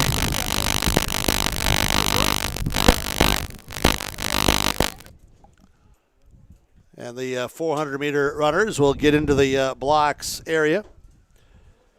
Our apologies for some of that static interference that we have coming through. I just took your mic down for a moment, Spencer. We'll get back to you in just a minute, as I know you're wondering what we're up to next up here in the broadcast booth as you're able to listen into us. And all right, so real quick here, if you got a moment, Spencer Ripke, boys 400-meter, any thoughts here? Oh, I'm really excited to watch the runner from East Grand Forks Sacred Heart Fisher Climax. He's posted some really fast 400 times this season, under 52 seconds. So he's very talented. And then our very own Alex Sturton is... Yeah, you're fine. You're coming through fine. Sorry, Alex Sturton would be the other guy I'm excited to watch here. So those two guys I anticipate going 1-2, and hopefully seeing a fast time out of his last name is Vasek, I believe. So sure. I'm really excited to watch those two battle it out. This wind is picking up though, my goodness. So I don't know if that'll affect them. Well, it'll affect them. I don't know how they will handle it, I guess is what I mean to say. So that last 100 meters, they're going straight into the wind and they're hitting a wall without the wind regardless. So the wind is just piling it on top of them. So we'll see how it goes. I'm excited to see those two guys specifically in this event. So some physical toughness and mental toughness needed here? Definitely. And you know, the cool thing about the really good 400 runners is they're pretty good at 800s usually, 200s as well. So I'm curious to see Sturton and Vasek if they're going to be coming back quickly here in an 800 or if they're going to be running that 200-meter sprint side of things later on. And boy, yeah, Bostic it's those looks two. Really strong here, really smooth, doesn't he? Yep, Sturton in second place. It's a two-man race here right now. Vasek out of Fisher Climax Sacred Heart. Here's the win. He is very strong. Head down a little bit, pumping the arms. Sturton in second. Boy, he crossed right at 51. So a great time even with that wall of wind. Despite the wind, that's 51? Yeah, he crossed unofficially, right at, yeah. unofficially. Wow. Crossed at about 51. Yeah, he powered his way through that. Impressive first heat of the boys 400. Second heat coming out. You know, and one of the neat things as I look down and with all respect, seriously, and Spencer Ripke, you know what I'm talking about. Sean Bierk, you know what I'm talking about here. Track and field is again one of these sports, competitive sports, where you get all ages on the track competing against each other. I mean, not that you don't in some other sports, but you know, you don't necessarily see 7th graders and seniors on the same field or same team in football. You know, and boys basketball, very, very seldom will you see that. Girls basketball, you know, more than boys basketball. I've seen the 7th grade, you know, where they're getting playing time. But here in track and field, as you look out there, you can see, you know, various heights, various ages. I think it's just one thing that makes part of this special competition. I would agree with you. And with numbers nowadays in some of these programs, they're having to call up 7th graders, 8th graders, 6th graders to get full teams. So that it's not unfamiliar to see younger teams. What was that? Brody Gwynn just cleared another height on the pole vault. Still the 2 guys left. Okay. Very good. Well, the next heat of the 400 meter is to come up. And we're going to take a break from down on the track area just with the wind, and we'll allow you to maybe catch up a bit with the pole vaulters over there. And also, you know, Spencer, if you do find any athletes or whatever, and if you'd want to, you know, put them on for a quick comment or two, you're welcome to. So, or another coach, you know, you know how to do this interview thing. We've taught you well through the years. You had your moments, your opportunities, and we tried to train you in, and you learned very, very quickly as a former student athlete and now coaching here with Ada Borup West, and great success at MSUM Moorhead. So as the second heat of 400 runners comes around the track here today, Sean Bierk, YourLiveEvent.com, powered by Halstead Telephone Company, R&J Broadcasting Incorporated, as we'll watch these group of 400 runners come through. And then we'll maybe just take a break and just get a view of the pole vault area for a moment or two. And we'll continue with more of our live broadcast coverage here today with YourLiveEvent.com as that 400 first part of that second heat goes across the finish line, and the next group of runners also making their way across the finish line here today. Windy, now cloudy conditions, a little bit of rain mixed in today. YourLiveEvent.com with live coverage of the Pine to Prairie Conference track and field meet as the 400-meter dash completed, and we are now taking a look, thanks to the work of camera operator Derek Zimmerman-Geyer, of the field events on the south end, the pole vault area. As we understand, there are just 2 or 3 vaulters still remaining in the competition. They are above 9 feet, and it looks like the bar has been raised again, and we'll get an update after a while from that event. And let's just watch in here, and then we'll maybe take ourselves a break as well for some of our fine sponsors here today as well. YourLiveEvent.com, Pine to Prairie Conference track and field meet continues in just a moment. Ada Business, you may be eligible to receive 1% interest loans from the Ada EDA. This 1% interest loan is available for business expansion, business renovation, business improvements, and new businesses in Ada. Visit or contact Ada City Hall to receive additional information at how your business may be eligible to receive 1% interest loans from the Ada EDA. Contact the City of Ada, 784-5520, or visit adamn.gov. The Ada Borup School District is committed to excellence. Visit ada.k12.mn.us for the latest school information with education, athletic, events, parent resources, bus routes, COVID-19 updates, and more. The Ada Borup School staff and administration welcomes all students pre-K through seniors to a positive learning environment. For additional information or questions, call the Ada Borup School 784-5300, ada.k12.mn.us, or on Facebook.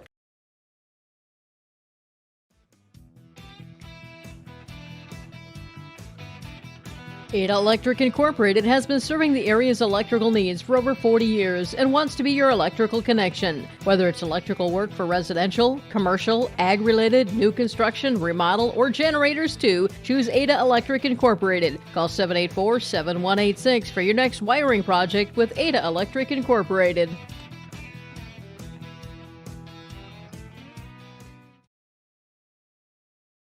Buying, building, or remodeling a home is a big financial commitment and can be stressful. Hi, this is Kim Peters, personal banker at American Federal Bank in Ada. I'll keep it simple when it comes to purchasing or remodeling your home. I'll be your local American Federal banker, providing local servicing and support with online and mobile application options. For your next mortgage, visit with me at American Federal Bank, Highway 9 South Ada, or apply at AmericanFederalBank.com. Equal housing lender, member FDIC.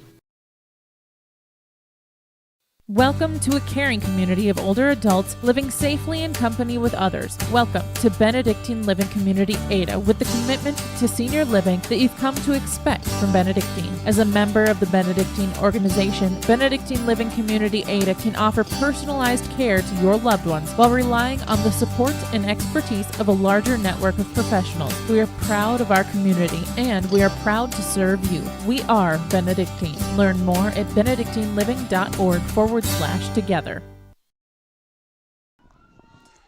Pine Prairie Track and Field today. Right now on the track is the girls 300 hurdles. As you see, the runner from Fertile Beltrami leading this last 50.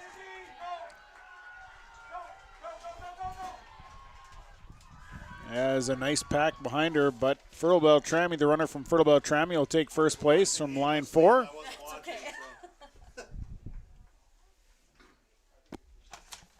And that is the girls 300 hurdles. I believe it is the second heat getting lined up across the track. Again, a very difficult race, especially when you come into that back stretch or into the front stretch with the wind the way it is. A difficult race. Well, let's also here, as we're waiting in between heats here, we're communicating. And, Joe, if we get a chance, if you can switch cameras, as you've done here down to the pole vault area. Looks like they may have upped that again. Not sure if they've moved that up to 10-6 or where we're at there. Does it reach from here? Yeah, you're good, Spencer. Oh, wow. Yeah. Okay. You're way down out there by the pole vault area. So, yeah, you're a long ways away, but, your microphone appears to be coming through okay. So Will Stromstead just had his first attempt at 10 feet 11 inches. He's going to take his second attempt here now. Brody Gwynn had to go report to another event, so he hasn't had an attempt at this yet. So Will's about to take his second attempt here. Will Stromstead, Fertile Beltrami, and what's the height again he's at? 10 feet 11 inches. Okay, we're going to watch here as we have the camera on the pole vault area from the Pine Prairie Conference meet.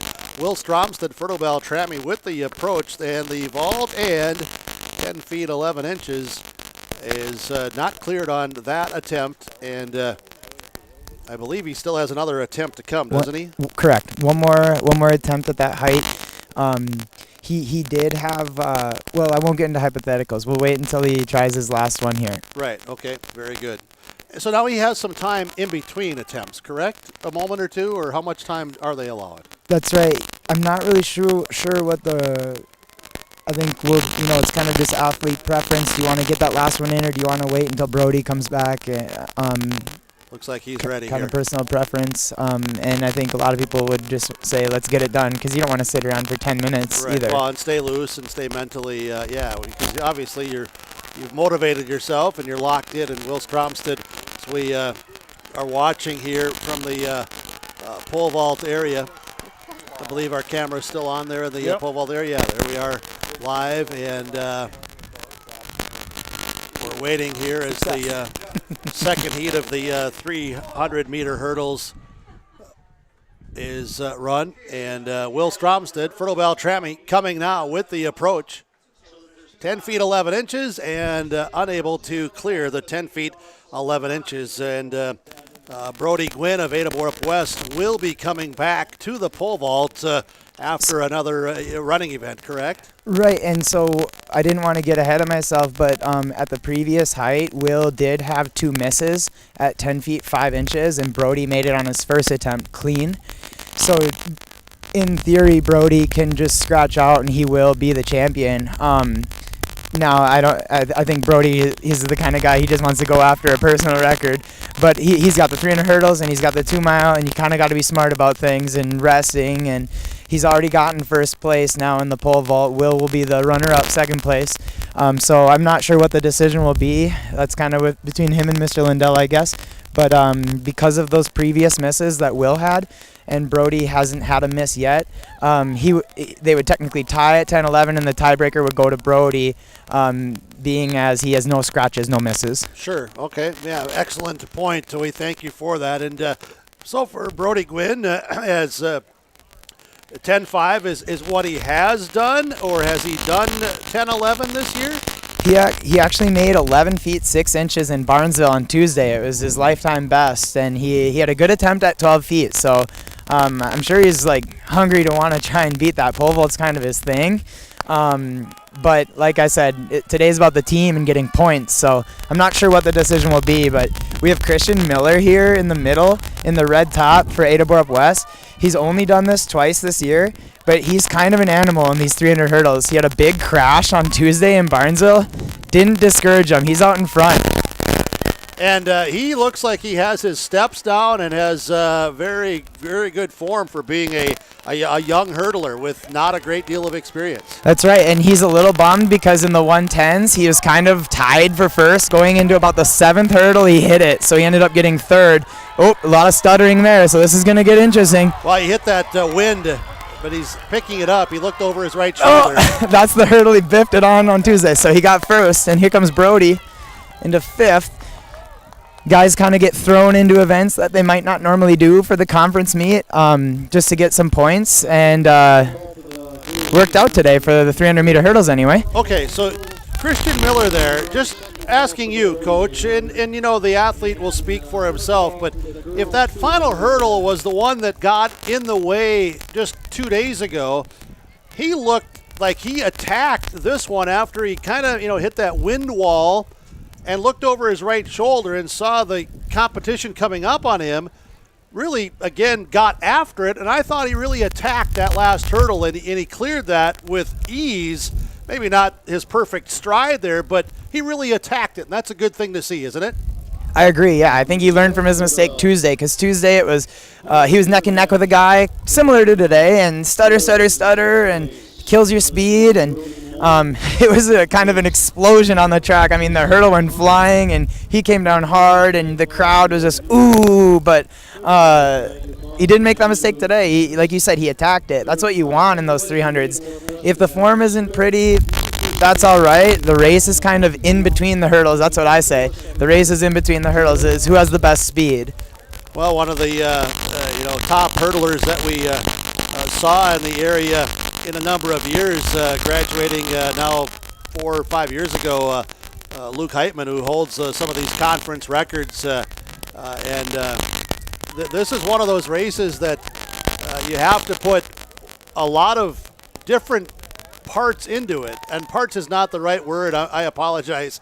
Spencer Ripke is track coach and track athletes, but you have to put, it's a sprint plus your steps, plus the hurdling, and to keep that steps and to keep that stride and all of that. There's a lot that goes into this, is there not? Yeah, so much. I mean, think about the arms, the lead leg, trail leg, your breathing. I mean, how are you leaning forward? There is a ton, and Luke is someone who really in contrast to Christian, he really perfected his craft over a period of 7 years and AAU stuff. And I mean, he was just kind of like a student of the game, I guess you could say. I mean, he worked hurdles. That was his thing. Christian's kind of just doing it, but he's got the speed though.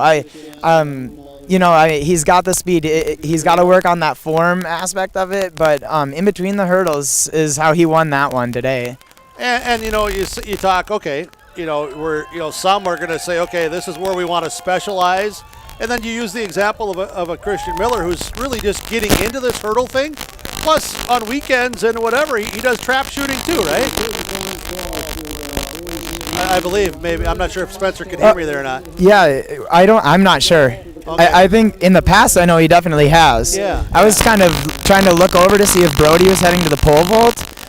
He's got a pole. He's got a pole in his hand. I'm going to head that way. All right, we'll let you get over there.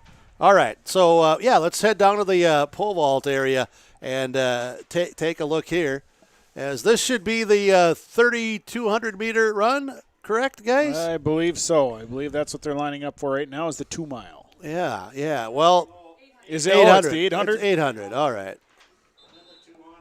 Well, being the great distance runners that we all are here in the booth, we were just thinking that maybe we'd have a couple of 3,200-meter runs today. No, Mr. Church, you cannot go put fuel in your vehicle and drive your vehicle around the track. You have to run it. Yeah.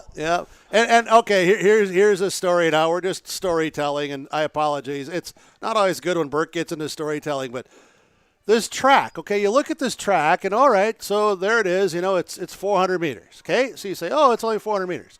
I remember being out here for the American Cancer Society and walking, and okay, yeah, let's walk, a couple miles, or let's walk 4 miles. It's like after the 6th time around this track, it's like, did I go around 5 times, 4 times, 9 times? I mean, I've lost count already. I mean, seriously.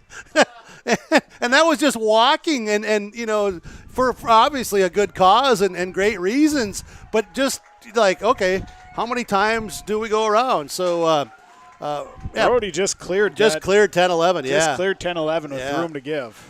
And, okay, so he did 11.6 on Tuesday in Barnesville, so now that's what he'll go after here today in the pole vault, as Burke was storytelling, as Brody Gwynn said, hey, thanks, Burke. Thanks, the camera was on me. At least people got to watch me clear 10 feet 11 inches. So he's going to gear up now for 11 feet 6 inches. He did it on Tuesday, so obviously he wants to get this. And so far he's been clean today. No scratches, no misses. So he's been clean through 10-11. He'll go after 11-6 now. Brody Gwynn in the boys' pole vault here at the Pine to Prairie Conference track and field meet. Meanwhile, the girls' 800-meter run. And if we can, I'm going to have you watch Joe here real quick, maybe some camera action back and forth, and we'll get to the 800-meter run just to get a look at some of these athletes. And I'll keep my eyes on the south here. If you can make a quick camera switch back here to the boys' pole vault. And, go ahead. Thank you.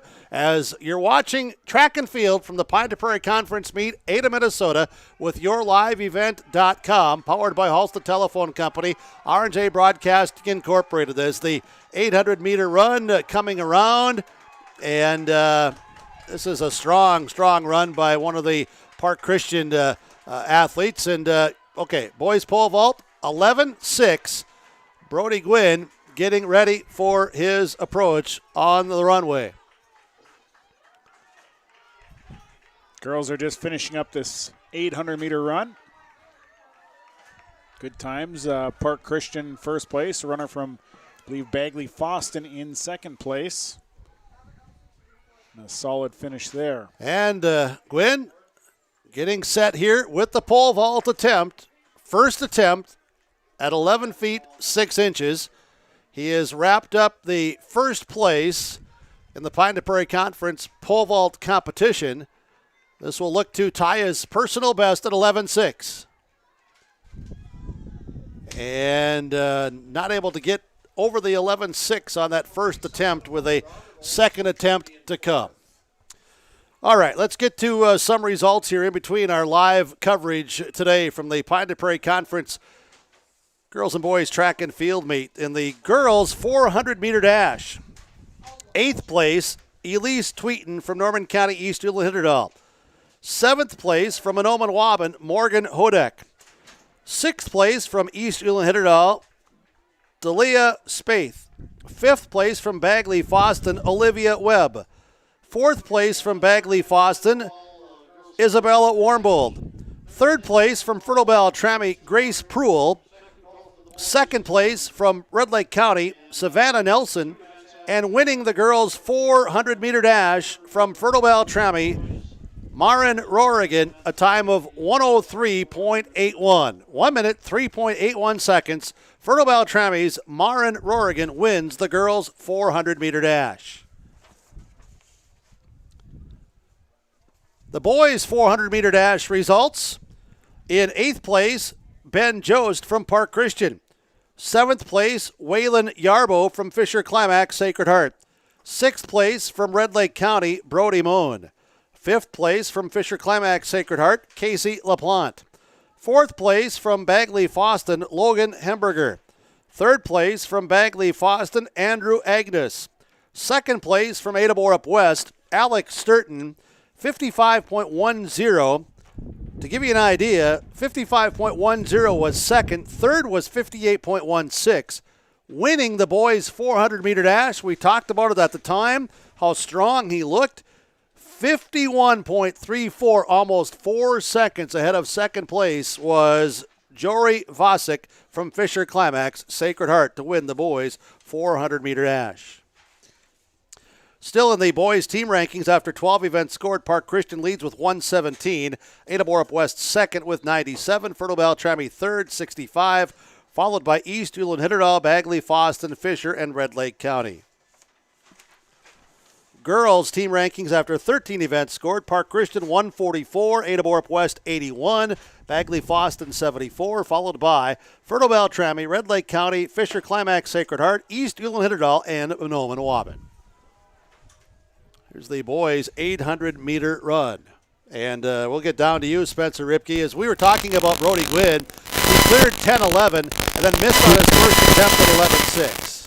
Yeah, actually, he bumped the bar all the way up to 12 feet. Okay. So those last 2 attempts are at 12 feet. Once you've kind of taken first place, you kind of get that opportunity to put the bar where you want it. So he said, let's try and get a PR. He's missed it twice. He's got 1 attempt remaining. Okay, very good. Thank you for correcting us there on the height. So 12 feet is what his attempts are at. And the boys' 800-meter run. And, Joe, I'm not sure. Can we just make that camera switch over to the boys' pole vault for the final attempt here? We'll watch as looking for a personal best. Brody Gwynn trying to clear 12 feet in the pole vault. This is just the first lap of the 800-meter run. So we'll get back to that. As Sean, it looks like, a runner from Bagley Foston out in front? Yeah, a runner from Bagley Foston out in front. Ada Borup West in second. Looks like Fertile Beltrami in third place right now, followed by a Park Christian runner. So those are your top four right now. And again, as we've said earlier today, we do not have the names of the athletes while they're on the track. And we do get them, of course, when we get to the results. So if you're wondering why we're saying a runner from a school or a community name, that is the reason why we do not have the personal names with that as we're doing our broadcast here today.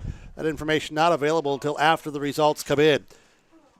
All right, well, we're going to have the timing here. We're trying to watch the pole vault, give some recognition to the field events, and also some running events. And not sure, Joe, watch the camera here. You may need to do some quick switching back and forth here, Joe, on the 800-meter run. We're going to be bang, bang. If you can pick that up in the 800, we'll get the finish. Here, as you can see, there is the runner from Ada Borup West taking the lead and crossing the line in a great kick at the end. Runner from Fertile Beltrami, third. Here comes the other runners. Looks like fourth, fifth, sixth. Great finish. Okay, Joe, let's go back to the field event and to see if we can catch this. Thank you for your camera work there and directing. Also, thanks to Derek Zimmerman-Geyer for his work on the cameras down on the field event areas. Broadcast partner Sean Bierk joining today as we're trying to bring you as much of the coverage as we can with YourLiveEvent.com. Powered by Halstead Telephone Company, RJ Broadcasting Incorporated. Thanks to all of our sponsors here today for this track meet coverage. And we hope that you're enjoying the track meet coverage. It's fun for us to be able to bring you track and field live broadcast coverage here today with YourLiveEvent.com. Absolutely, and it's been we've battled through a little bit of rain. We've had some wind, and here goes Brody Gwynn. 12 feet and not quite able to get up and over, but a great effort today and a great showing. Go ahead, Spencer. That was a good attempt. I wanted to point out in that 800, Alex Sturton just ran that 55 and had to come back and do the 800, which seemed like the 400 was just a couple minutes ago. So nice job. Here we have Tucker Hansen. He just won the 800. Can we grab him for a second? Yeah, absolutely. Hey, Tucker, come here. Were you feeling pretty good on that kick? Yeah. Did you notice the wind at all? Did it play a factor in that 800? A tiny bit on the home stretch. More on the first lap or the second lap? Definitely second lap. Notice it on the second lap? Well, hey, that was a great finish. What was your time? 2:14. 2:14. All right. Nice job, Tucker. 2:14. Tucker Hansen, the sophomore, came in second in the mile, first in the 800. And like I was kind of mentioning, Alex Sturton, I think he was fourth unofficially in the 800 after a double back from the 4 straight to the 8. And I think he's doing the 200, which is the next event. Wow, that's a tough day, just because of the energy that you're using and not a lot of recovery time in between. Spencer Ripke, can I just ask you, or can we also point out, because we caught a bit of it on the camera as we're going back and forth between the 800 and to the pole vault area to give recognition, because sometimes the field events just, they're not seen by everybody because they're off in a distance, so fun for us to be able to do that. But Tucker Hansen, correct, the sophomore? Yes. He had a great kick, didn't he? Yeah. I mean, he was in second by a distance, and he closed that, and wow, he really went those last 40, 50 meters. He really did, and I don't know if you remember when we were talking about him during the mile, he is one of the better sprinters that we have on our team, but he has that cross-country background, and so it kind of, the distance is kind of where he falls into, but you can see that sprinting speed. I got to take a little bit of credit. I pulled out my old spikes out of the closet this morning, and he's wearing those today, so I don't know. Oh, he's wearing the Gump spikes? It's true story. That's awesome. But no, the credit goes to Tucker. I can't believe there's any spikes left on those after all those runs down those township roads. Yeah, there's not, the credit goes to Tucker. That was a great kick. Alex, you coming back in that 200 now? Yeah? Yeah, you're on. We're talking to Alex Sturton here. 800, 400, 200. What are your expectations for that, too? Try not to puke, to be honest. I'll let you get over there so you can try not to puke. I like that. We love the honesty. Now, that is an experienced athlete, right? You can tell the older athletes from the younger ones because they're just going to tell you exactly how it is. What he said, Olin Church, is he was asked, what are your expectations for the 200? Try not to puke. Oh, that's good. That is absolutely great stuff. Oh, absolutely. Yeah. Morgan Engel, the 7th grader, in the mix of it here in the 200. Didn't expect that. She's had a great day. Big day for the 7th grader. Bagley Foston, 1-2. Nice.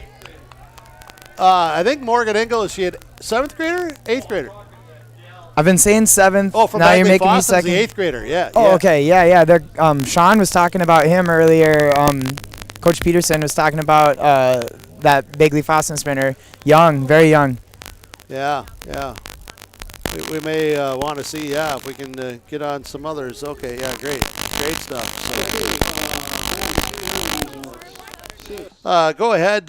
We'll give you a breakdown there, Spencer, as you can check in with some of the athletes and do whatever. And Sean Bierk, Well, we're continuing to see some really good performances and great efforts here in the Pine de Prairie Conference meet. As always, just really fantastic, local conference meet that the Ada Borup track and the Johnson Sports Complex, the people, the workers, the coaches that really organize this, they do a really nice job here. Oh, this is a very well-run track meet. It's one of those meets that you want, and like any other track meet, you want it to go smoothly the entire day because the goal is to just have things work like clockwork. And, despite having a little bit of a timer issue earlier in the day, everything has worked like clockwork. And the times are very good here today, despite some wind and whatnot, which can alter times one way or another. I think we've seen some great times and some great performances by the athletes. So the boys, 200, or is this another heat of the girls? I believe this is another heat of the girls here with the 200-meter dash. All right, so another heat of the girls' 200-meter dash. Let me get in some results here for the boys' 300-meter hurdles. Boys' 300-meter hurdle results. 8th place from Ada Borup West, Brody Gwynn. 7th place, Park Christian, Nathan Kraus. 6th place, Fertile Valley Trammy, Ryan Vandenheide. 5th place, Norman County Eastern Hitterdal, Cole Bentley. 4th place from Park Christian, Brenner Spaeth. 3rd place from Red Lake County, Brody Moen. 2nd place from Park Christian, Caden Larson. And winning the boys' 300-meter hurdles from Ada Borup West, a time of 45.84 seconds, Christian Miller. I got results here for the girls' 300-meter hurdles. 8th place went to Riley Hansen of Fertile Bell Trammy. 7th place, Park Christian's Mary Hilbrens. 6th place, Ada Borup West, Isabel Markison. In 5th place was Michaela Halverson of Norman County East and Hitterdal. 4th place, Park Christian's Annika Johnson. 3rd place, Red Lake County's Marissa Shaby. 2nd place, Red Lake County's Kiara Salvi. And in 1st place with a time of 51.7 seconds from Fertile Bell Trammy, Kim Hitchin is the Pine de Prairie champion in the girls' 300-meter hurdles.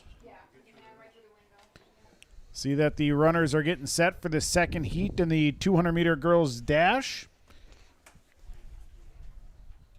Getting things all ready, and now we get the wave from the starter saying, I think we're ready to go. You can tell it's getting a little cooler out because some of the fans and athletes are starting to put some blankets around themselves, and they're cuddled up in hooded sweatshirts, and we didn't see much of that 2 hours ago or so when it started. Well, we had some sunshine when it started a couple hours ago, but we since then have seen more clouds. The starters got the runners in the block. And there we're getting a great view, I believe. Derek Zimmerman-Geyer again with one of the remote cameras. Going to get an angle here as they come off of that curve as we take a look around and watch it here in the Pine de Prairie Conference track and field meet.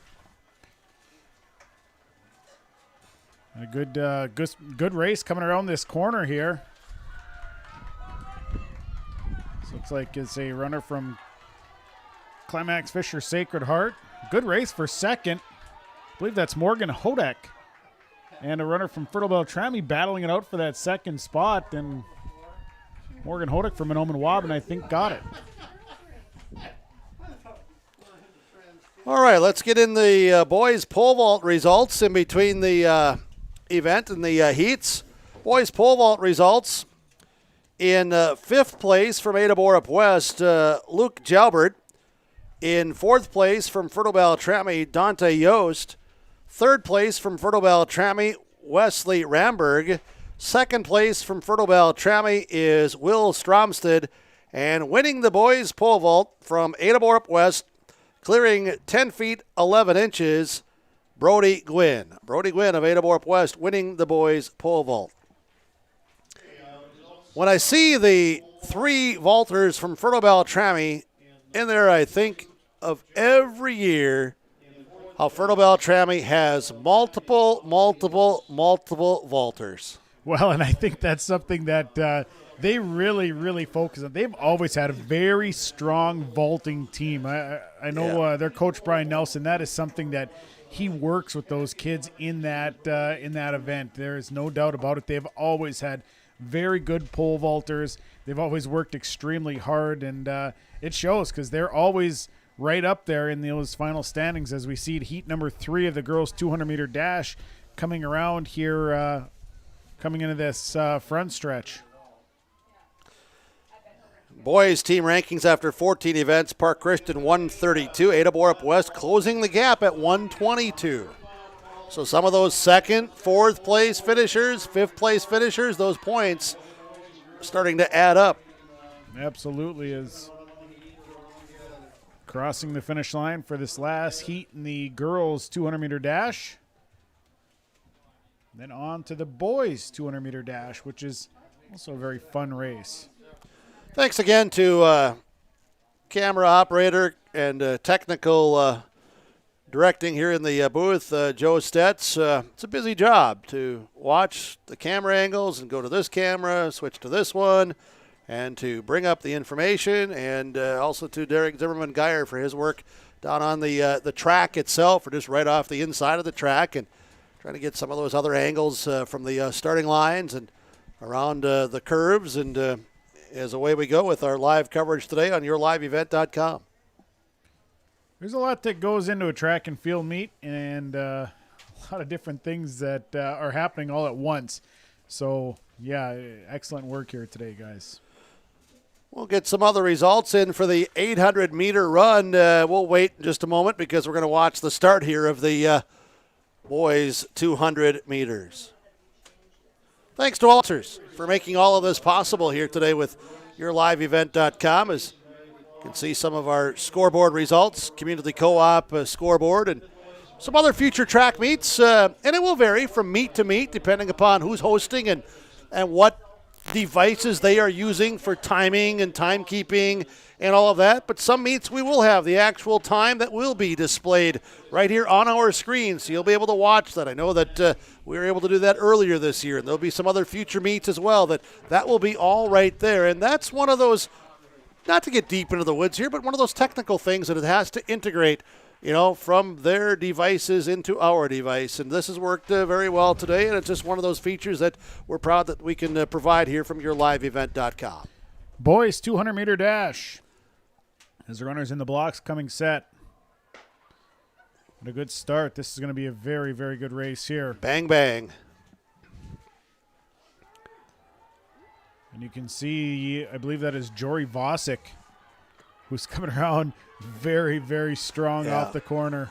Look at that, a 3-meter lead, 5-meter lead. Good well, that's race. quite a race there between the runners in the lanes 3 and 4. Boy, they were chest to chest. It was just who got that last little lean in, I think. Was that Charlie Shaw, the ninth grader?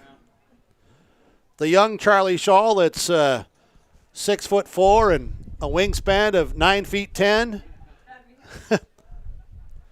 And how does that young basketball post player run a 200? You saw right there. He can long jump too, that boy. Yeah. Triple jump, I think he's in that too.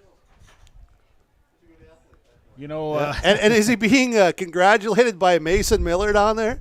Oh, yes.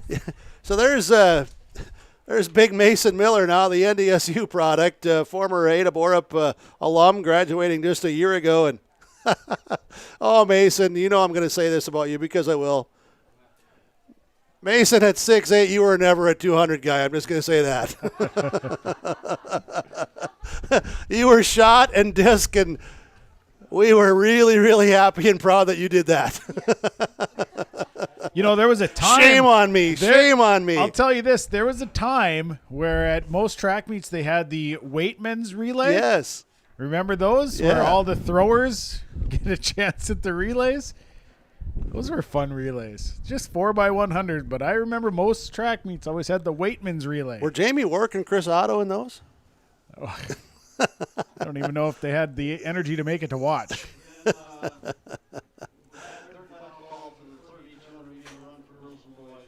Yeah, honestly, a lot of memories. And, through the years, we have provided report coverage with R&J Broadcasting Incorporated, hourly reports, because how do you visualize some of this, on the radio? But now with yourliveevent.com to bring you the track meets with the visual and the video, and There we see Charlie Shaw walking away and recovering and trying to rest up after a 200-meter dash.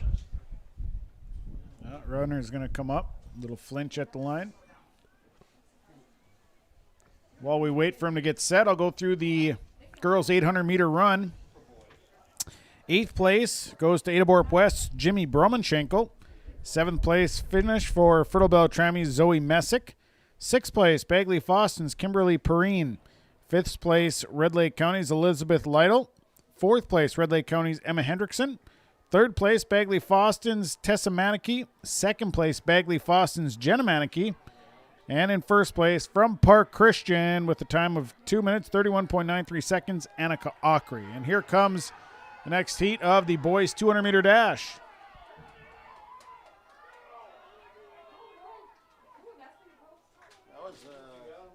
That was really a close finish there as well.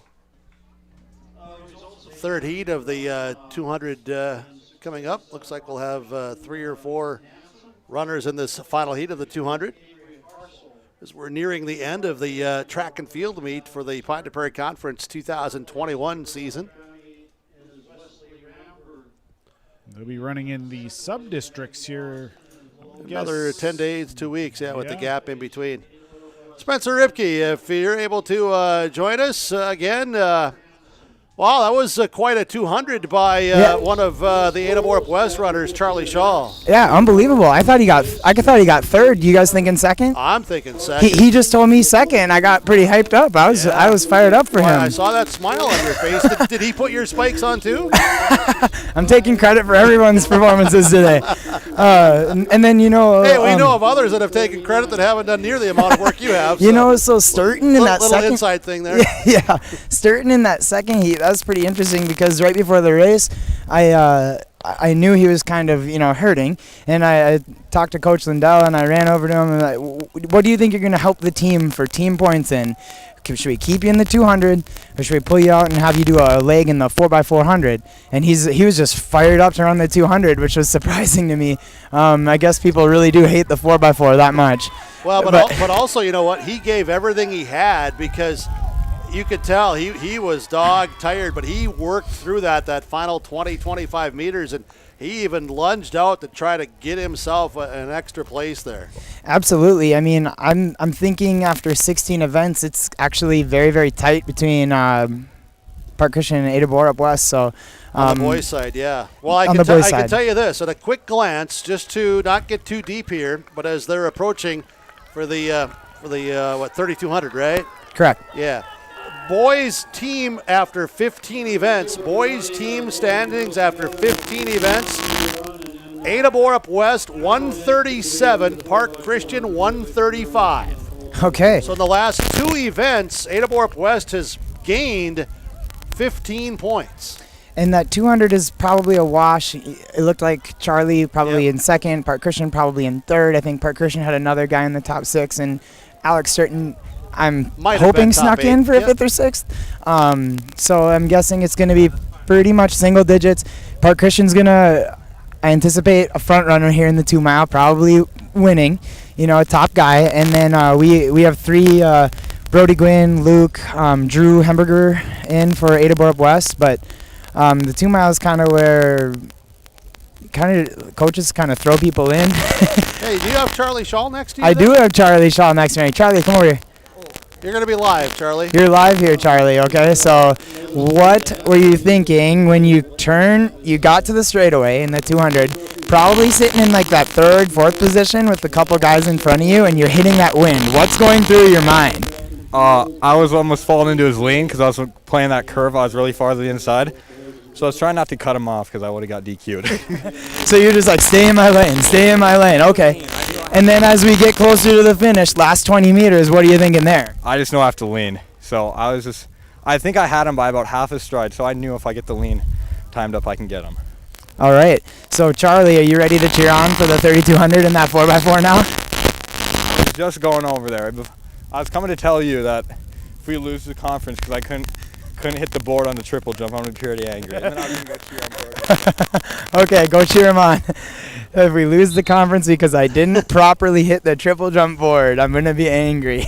Well, he's he's a good young man. Yeah. So the story with that is he was his very first jump was about a 36.2 or something like that at the triple jump, and he was probably 3 feet behind the board. I'm telling you, that would have been a 39 if he would have hit it right. So he's kicking himself for that, but he's giving it his all. You're not gonna criticize that. As they're running now, they're off here with the 3,200 meter run. You talk about that. You talk about the 36 feet, but he missed, or he was ahead of the board by 3 feet. So, in theory, could have been a 39-foot triple jump. Gump, it's been a little while, hasn't it been, since we've seen some triple jumpers here around the local area that have been in the 40s? Our team's had a few over the years. Brady Borgen a couple years ago was a 40-footer. Nick Matheson recently broke the school record. Mitchell Rupke. Yeah, those are kind of the, when I left high school, I had the record and it wasn't at 40. So those guys since 2010 have, quite a few guys actually, surprisingly, on our team. Yeah. But you got to be excited when you have a young freshman that's nearing that. Oh, absolutely, yeah. And this is his first year of track. He didn't do it as a 7th grader. Obviously, he didn't do it as an 8th grader. Right. Park Christian won 2 here in the 2 mile. So they're positioning themselves, aren't they? Yep. And that Fisher, the Climax Fisher, East Grand Forks, Sacred Heart. That's a mouthful, isn't it? He is a strong 2 miler. And he's almost looking like he's just kind of positioning himself there to maybe block a little bit of wind. Yeah, I think that's a smart move to draft off of someone for a little wind help. But yeah, I mean, this is going to be huge for Park Christian if they can run a 1-2 the whole way here. That's 18 points. That's valuable. Definitely. When right now they're sitting in second place as a team, just 2 points out of first, and that was on the boys' side after 15 events scored. So tell you what, Sean Bierk, if you want to give some update on some of the girls' results or even some girls' team standings. Have you already gone through them? Okay, yeah, all right. I'm sorry I missed that. So let me get this one, and then on the boys' 800-meter run, I did that one as well myself. So there we go. We are all caught up on the individual results. Now we go with 3,200 meters. So we're winding down here in this track meet. You get through the 2 mile, and then we go to the 4x400 after this. Yeah, and it could come down to the 4x400 deciding the team results. Yeah, exactly. And this is, this is an important race right here. You've got a couple of Park Christian runners up front, but you've got a couple of Adabor West runners not far behind. And then 2 mile, it really just comes down to playing the game right now because you don't want to kick early. You just kind of want to stay in striking distance, I think. Let's take a little bit of a break here with our action today to thank some of our sponsors for making the Pine de Prairie Conference track and field live coverage with yourliveevent.com. Buy crop hail insurance with John, Wayne, or Marissa at the Bennett Hoagland Agency. They understand that each farm operation has a unique risk management need. Available crop hail plans can offer deductibles or work in conjunction with your MPCI policy. Don't forget to ask about cash discounts too. Contact John, Wayne, or Marissa today at the Bennett Hoagland Agency in Ada or Moorhead to create the most beneficial crop hail insurance coverage for your operation. This is an equal opportunity provider. If you're an Ada business, you may be eligible to receive 1% interest loans from the Ada EDA. This 1% interest loan is available for business expansion, business renovation, business improvements, and new businesses in Ada. Visit or contact Ada City Hall to receive additional information and how your business may be eligible to receive 1% interest loans from the Ada EDA. Contact the City of Ada, 784-5520, or visit adamn.gov. The American farmer has been adapting to challenges in the field for generations. Columbia Grain and Agronomy is here to help on every acre with the highest quality products and expert local service. Contact the agronomy centers in Climax at 218-857-2165 or Arvilla at 701-343-6273. Columbia Grain and Agronomy, committed to cultivating growth through a diverse mix of products and expert knowledge. Contact them today and make the most of every acre. Call Climax at 218-857-2165 or Arvilla at 701-343-6273. Community Co-op provides energy solutions. Farm fuels, lubricants, propane, and natural gas are all available to farms, homes, businesses from Community Co-op. They enjoy working with their customers to meet your fuel and energy solutions. Call Community Co-op today, 1-888-935-2281 for farm fuel pricing, contract programs, farm lubricants, propane pricing, and delivery for farm, home, business, and natural gas service. Community Co-op appreciates the business of all current and new customers. Community Co-op, your co-op in your community. The unknown consumes so much of our lives. That's why Concordia College in Moorhead, Minnesota is committed to providing clarity. We recognize that comparing colleges, especially the price, can be confusing. Concordia has always been a place where students of all economic backgrounds find success. And for next fall, we are reducing tuition by more than $15,000 so that any student who can imagine themselves at Concordia can be a Cobber. Now's the time to take a look at Concordia College, Moorhead, Minnesota. ConcordiaNow.com.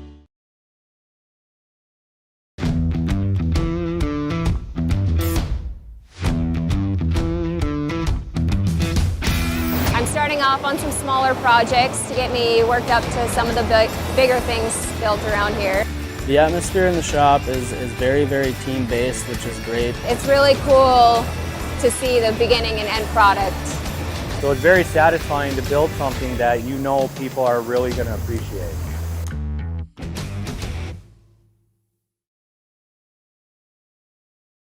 Dr. Craig Rothfuss Dental Practice in Hillsborough is accepting new patients. They offer patients of all ages a full range of dental services, including Clear Correct, which is an option for invisible braces, and a $99 whitening program. Dr. Rothfuss accepts multiple insurance plans, including United Concordia that was affiliated with Blue Cross Blue Shield, and all Delta dental insurances. Bring your smile to Dr. Craig Rothfuss Dental Practice in Hillsborough, and the friendly staff will help make it sparkle. Call 701-636-4244 today.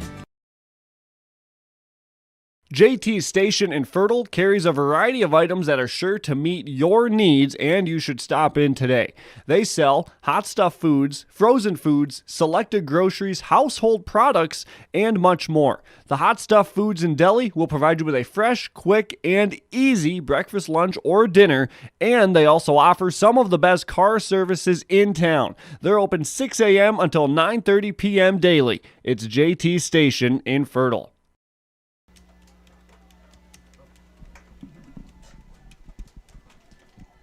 Back here at the Pine Prairie Track Meet, yourliveevent.com. The boys and girls 3,200 meter run going on right now as they're running the boys and the girls together, which is not uncommon. This is something that they do in smaller meets. They'll run both together. Runner from Park Christian for the boys leading the way right now. And in the girls, I believe it's runners from Park Christian that are leading the way there in the girls. So we're over halfway done with the boys and over halfway done with the girls 3,200 meter run. We do have some results in the girls 200 meter dash. 7th place, Norman County East Yolland Hitterdall's Amelia Gunnifson. 6th place, Fertile Beltrami's Katrina Hitchin. 5th place, Red Lake County's Holly Connaught. In 4th place from Adaborup West, Morgan Engel. 3rd place, Park Christian's Andy Sadman. 2nd place, Bagley Foston's Chloe McLean. And in 1st place, from Bagley Foston at the time of 27.96 seconds, Ava Frockingham. In 1st place, the Pine to Prairie champion in the girls 200 meter dash. 16 events. Scoring looks like this. Park Christian leading the way for the girls with 167. 2nd place, Bagley Foston, a 109. Adaborup West in 3rd place with a 90. Fertile Beltrami in 4th and 89. Red Lake County in 5th, 83.5. Climax Fisher, East Grand Forks Sacred Heart in 6th with 31.5. East Yolland Hitterdall in 7th with the 27. And Monoman Waban in 8th with 3 points. More results here. The boys 200-meter dash.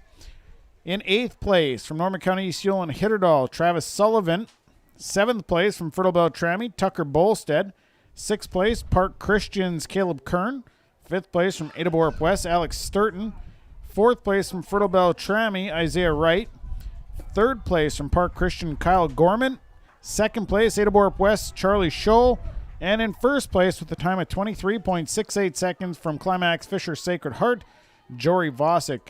For the boys through 16 events, Ada Borup West in 1st place, a 149. 2nd place, Park Christian, a 144. 3rd place, Fertile Beltrami, 100. 4th place, Norman County East Yule and Hitterdal, 66. 5th place, East Grand Forks Sacred Heart, a Climax Fisher Sacred Heart, 53. Bagley Fawson in 6th with 51. And in 7th place, the team from Red Lake County with 39 points. So that is your team standing through 16 events for the boys. As the bell is rung for the boys, so they are on their last lap. The runner from Park Christian out in front, I believe, followed by potentially a runner from Climax Fisher Sacred Heart right now in 2nd place. Girls will be coming around. I believe they're just about to their last lap as the team from the runner from Park Christian was leading the way here just a few moments ago. And we see your race leader for the boys, 3,200 meter, down to his last 75 yards. And a good strong finish here, for the runner from Park Christian. A good kick to end the 2-mile run. 2nd place will go to Climax Fisher Sacred Heart. A good kick there.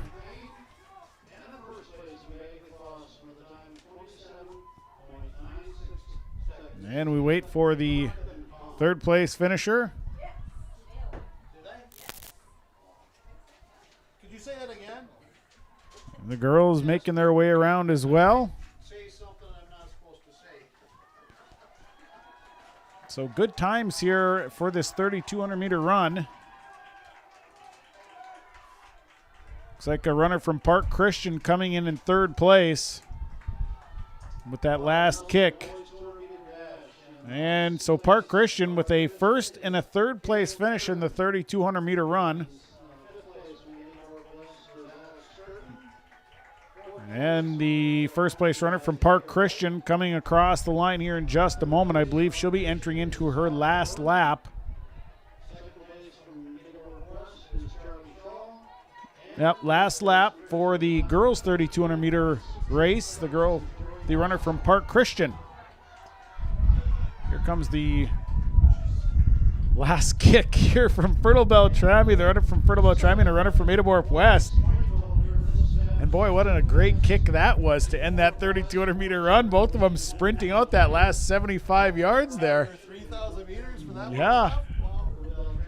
They held on to a lot in the tank there to end this one out.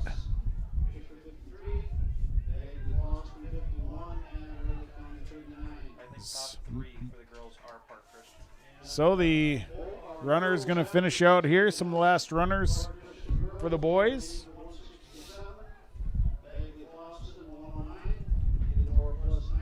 First place for the girls, coming around for her final 200 meters in this 3,200 meter run. Boy, that wind is quite gusty here today. After this event, we'll have the 4x400 relay, and that will round out the Pine to Prairie track meet for today.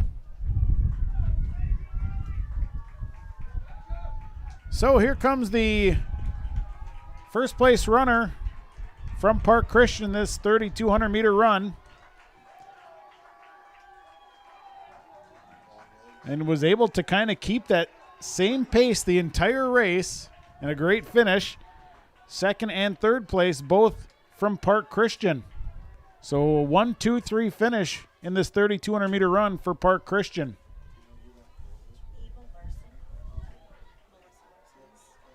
Just a few runners left on the track.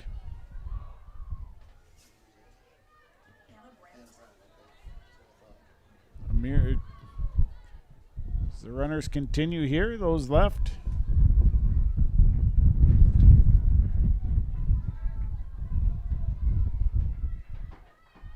The runner from Bagley Foston for the boys on his final 75 here to finish out.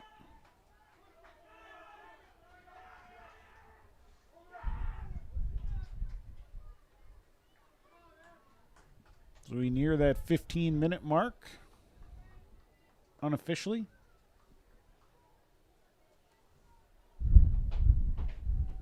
Man, a few left out there here with this 3,200-meter run. From there, as mentioned, we'll go to the girls 4x400 meter relay. Round it out with the boys 4x400 meter relay. Bringing the Pine to Prairie track meet to an end after the relays finish.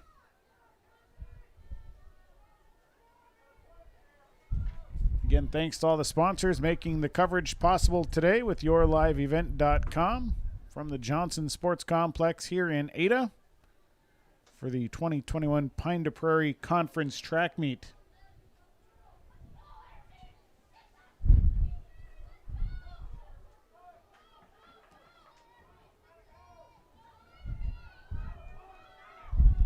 What a difference in a day it has become here. When we got here, the sun was shining and it was 70 degrees. Since then, the clouds have rolled in. Wind is gusting up, and I can guarantee you it's not 70 degrees anymore.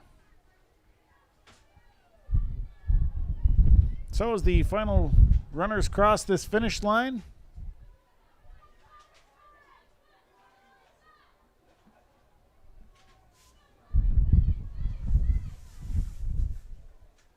a couple of runners left out on the track to finish things out.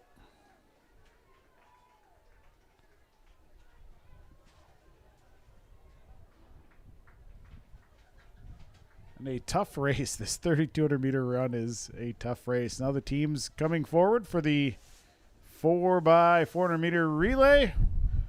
We'll take a quick break. We'll come back, and we'll have the relays coming up next. Pine to Prairie Track and Field today with YourLiveEvent.com. Whether it's a car accident, storm damage, or a fire, when the unthinkable happens, it doesn't matter if you saved money in 15 minutes. In this moment, it doesn't matter if your neighbor has the same insurance you do. In this moment, what matters is that your independent insurance agent and the company that stands behind them have you covered. Auto Owners Insurance, the no-problem people. Visit the Lynn Fours Agency, Foston, Bagley, Clearbrook, Monoman, LynnForsAgency.com. The Lynn Fours Agency, your insurance source. Just traded that Norman County Implement Highway 9 North Ada 2008 Woolrich Double Spring Quad X 50-foot priced at $27,000. Another trade just came in last week. 40-foot Summer Super Coulter, 8-wave notched blades, rolling baskets, one owner, local trade. Call for price. Talk with Chuck or Neil. Remember, new versatile Furies are available for purchase, demo, or rent. Talk to Chuck and Neil at Norman County Implement Highway 9 North Ada. They thank you for your business.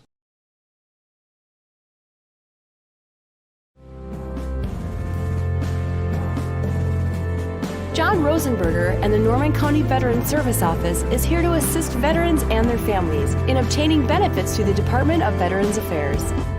We provide benefit counseling and assistance in a variety of programs. Please call for more information.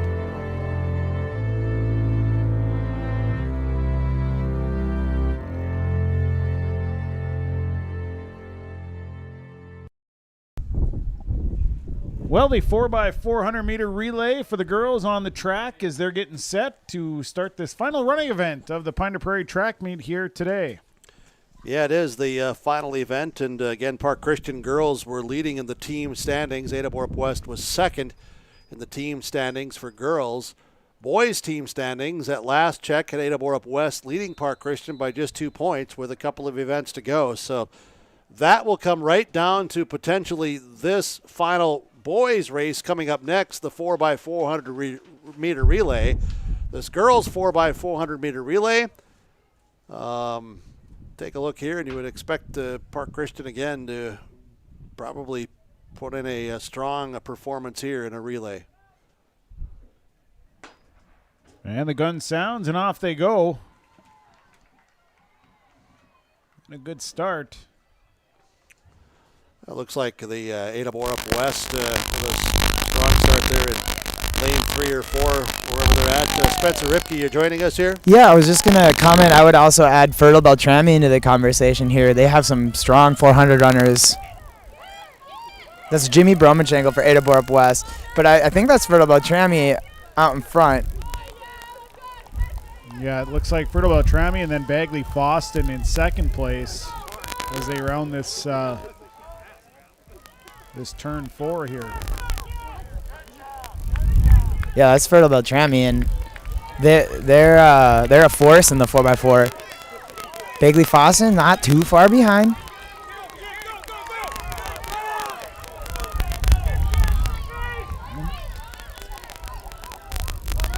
Seven teams here. That's the most we've seen, I think, in a relay today. Yeah, it is. Yeah, it is.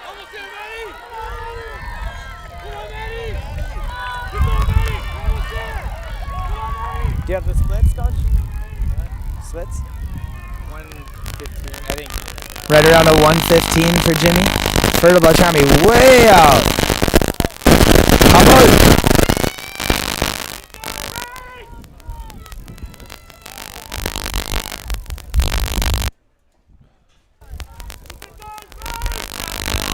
Still Fertile Beltrami. Boy, they are strong. Strong runners on this 4x400 team for the Fertile Beltrami Falcons.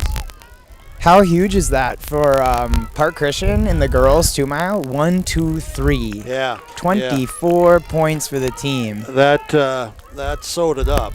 Yeah. Seal the deal with the 2 mile. And you know, you being a long distance runner yourself, and one of your specialties of teaching and coaching, that girl from Park Christian who won the 3,200 meter run, what long, consistent strides. Yeah. And just a really smooth run. The stride just never faltered. It was kind of the same, just all the way around. Yeah, very steady. Is that a good word to use? Yeah, absolutely. Smooth. Fertile Beltrami. Well, I'll tell you we what, still haven't talk about smooth. Fertile Beltrami is smooth here in this 4x4. And we haven't seen Rorgan. Right. She's stepping on the track as the anchor. Well, so you're gonna see her when she gets it. Probably gonna have a 30-meter lead. Well, probably. Yeah. I would say at least that. We'll have to try and get an unofficial split on her. I think she was right about 62 on the open 400. Right. Yeah, we're gonna watch this here from upstairs here in the booth. Pine Prairie Conference, girls and boys track and field meet with YourLiveEvent.com. It's the final girls event of the day, the 4x400 meter relay. Fertile Beltrami, there is their runner going, as you see in the camera view, and that is the distance and lead as Rorigan takes the baton at 3:16. 3:16, yeah, 3:16. So we'll watch this. As you said, ran a 62 in the open 4. And guess what? Now says, thank you, teammates. I will just run to say I ran, and we close the deal. She's not coasting it by any means. No. Look at that. Too much of a competitor. Talk about a smooth stride. Yeah. And then we'll still see the kick, won't we? Coming into the wind on that home stretch. She's running right through that. Look at that. Strong strides, long Look at strides. that. Arms. No sign of fatigue. And the ponytail just going in the breeze. Here she comes, last 100. Okay, she got this at 3:16. Teammates encouraging Look her at on. 4:18, 4:20, a consistent 63 maybe? Yeah, 63 right around there, and some change. Bagley Fosson. And doing it while not being pushed. Yeah, absolutely. 100-meter lead. Yeah. Wow. That was a solid 4x4. And second place crosses the line now. And then RLC, Park Christian.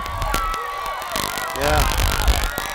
Ada Moore up west. So as you say, cross the line now, there was, I believe, 28 seconds difference from first to second in a 4x400. Wow. Is that dominant? And when you talk about looking ahead to subsections and potential advancers, we talked about their 4x2, but their 4x4, they got to feel good about that. I would think so. Absolutely. Yeah. All right. So all right, Spencer Ripke, 4x4 for the boys. This is not only this race, this might be for the team championship. Yeah, do we have Park Christian up by about 6 or 7? I believe so. I'm waiting to see the next official team results come to me, which thank you, Elizabeth Cakebread.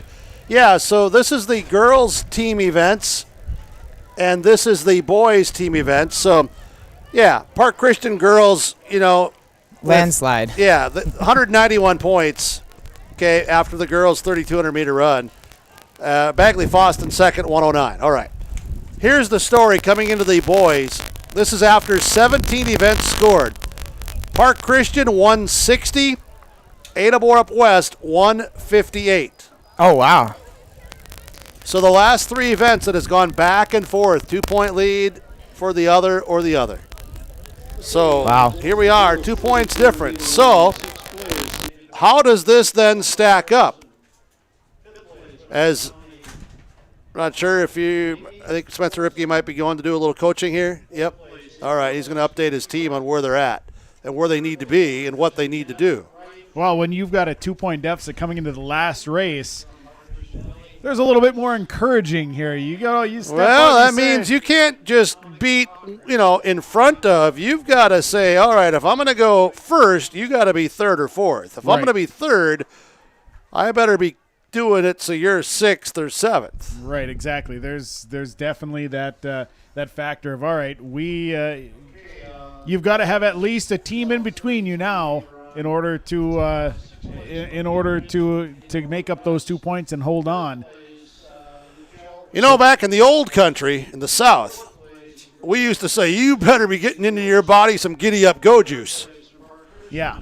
No, I think that's a very, very accurate saying right now. You better eat your spinach. You better get a little pow in your giddy up, and you better have a good lean and get a good wind behind you. That's right.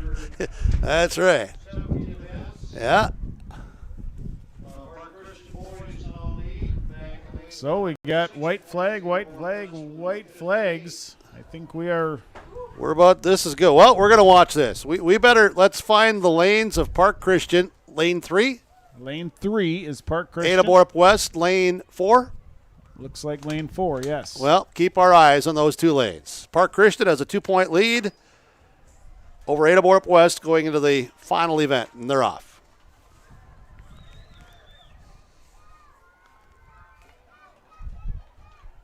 And Park Christian looking strong early. For 5 teams. 5 teams, yeah, you're right. 5 teams, and that's that good 400 runner for East Grand Forks, Sacred Heart, Climax Fisher. Yeah. Vosick. Jory Vosick, who is good. Can I say very good? He's very, very dominant in these races.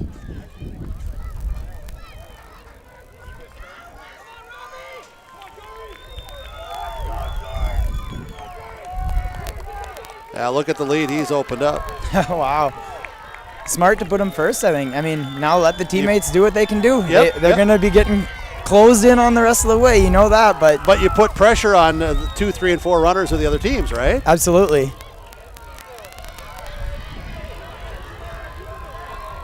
Boy, this wind is a battle here.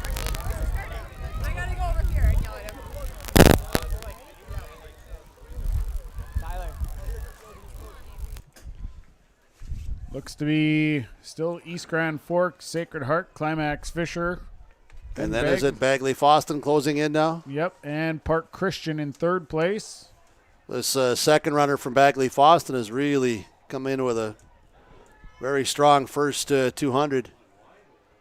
And now look at here. He's got a good lean to him, and he's going to get that first spot. Yeah, wow. He made up 20, 25 meters. Absolutely, he did. Got you back on, Spencer. Yeah, all right. Boy, what a second leg here for Bagley Foster. Absolutely. Hemberger is looking strong there. Yeah. Park Christian in third. Here comes Fertile and Adaborough West. You know, when you mentioned that after 17, only down 2, that is just so crazy. Looks like Park Christian has a huge lead on Adaborough West, so they're probably going to seal the deal here on the last event. But it's been exciting. Oh, definitely. And I have a feeling this race for first place is going to... There was a pretty good kick there to close the gap, and now I see Bagley Boston is starting to maybe inch ahead by a little bit, but boy, Climax Fisher Sacred Heart is keeping it within striking distance here.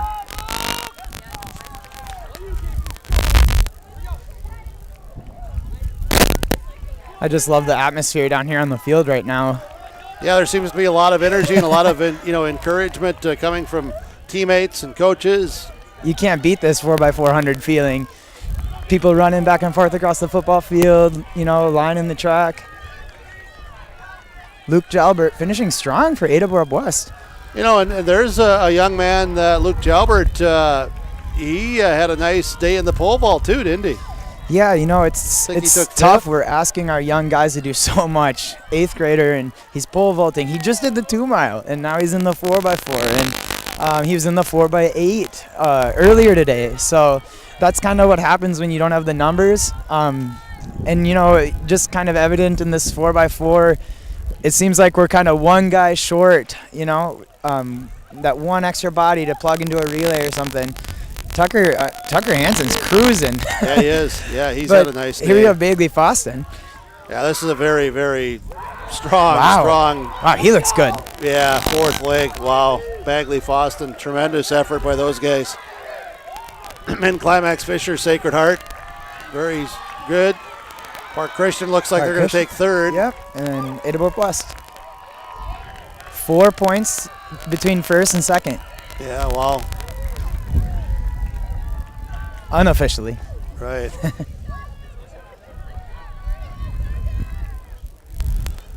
Well, Spencer Ripke, Adaborough West, one of the coaches, and wearing his R&J Broadcasting Incorporated shirt today to help us out with the broadcast coverage.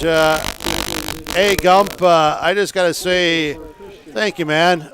You've done, as Burke would say on the broadcast, an H of a job. I mean, seriously, this has been wonderful. You've helped us so much, and insight and just the in-depth part of, explaining track and field to our viewers today. So thank you so much. I hope you've enjoyed it as much as we have. Thank you. Yeah, absolutely. I love running around down here and checking on all the events, so I appreciate the opportunity here. Absolutely, and hopefully we can catch up with you again and have you be part of some more coverage. Yes, I'd love to. All right, very good. Thank you. We'll let you get with your coaches and with your team members. We'll get the equipment from you a little bit later on, so don't worry about that. Spencer Ripke joining us today, helping with our live broadcast coverage. So, all right, Sean Bierk, if you want to give the you want to do the 3,200-meter run results first? Sure. For the girls, and then I'll get the boys 3,200-meter run, then we'll do the 4x400-meter relay, and we'll be moving on. All right, sounds good. Well, the girls' 3,200-meter run, 8th place finish today for Adaborough West's Hannah Brandt. 7th place went to Norman County East and Hitterdall's Chloe Abraham. 6th place, Adaborough West, Ava Larson. 5th place, Red Lake County's Army Olson. 4th place went to Adaborough West's Katrina Quick. 3rd place, Park Christian's Jenna Remke. 2nd place, Park Christian's Ellie Rogness, and in 1st place with a time of 13:59.41 from Park Christian, Annika Ockery taking 1st place in the girls' 3,200-meter run for the Pine Prairie Conference Championship. All right, and the boys' 3,200-meter run results. In 8th place, Drew Nelson from Bagley Foston. 7th place, Drew Hemberger from Adaborough West. 6th place, Brody Gwynn, Adaborough West. 5th place, Luke Jalbert, Adaborough West. 4th place, Dante Yost of Fertile Beltrami. 3rd place, Joshua Boyko of Park Christian. 2nd place, Zachary Helgeson of Fisher Climax Sacred Heart. And winning the boys' 3,200-meter run, a time of 11 minutes, 20.81 seconds, from Park Christian, Andrew Holteen. In the girls 4x400 meter relay, 7th place went to the team from Climax Fisher Sacred Heart. 6th place, the team from Menomin Waban. 5th place, Ada Borup West. 4th place, Park Christian. 3rd place, Red Lake County. 2nd place went to Bagley Foston. And in 1st place with a time of 4 minutes, 19.84 seconds, the team from Fertile Beltrami. The final girls rankings, the Pine de Prairie Championship goes to the team from Park Christian. A 196 is your final, and Park Christian will get the Pine de Prairie Conference Championship. 2nd place goes to Bagley Foston with a 117. Ada Borup West in 3rd with a 103. Fertile Beltrami in 4th with a 99. 5th place goes to Red Lake County in 93.5. 6th place, Climax Fisher Sacred Heart, 33.5 points. 7th place, Norman County, Seal and Hitterdall with a 29. And in 8th place, the team from Menomin Waban with 6 points.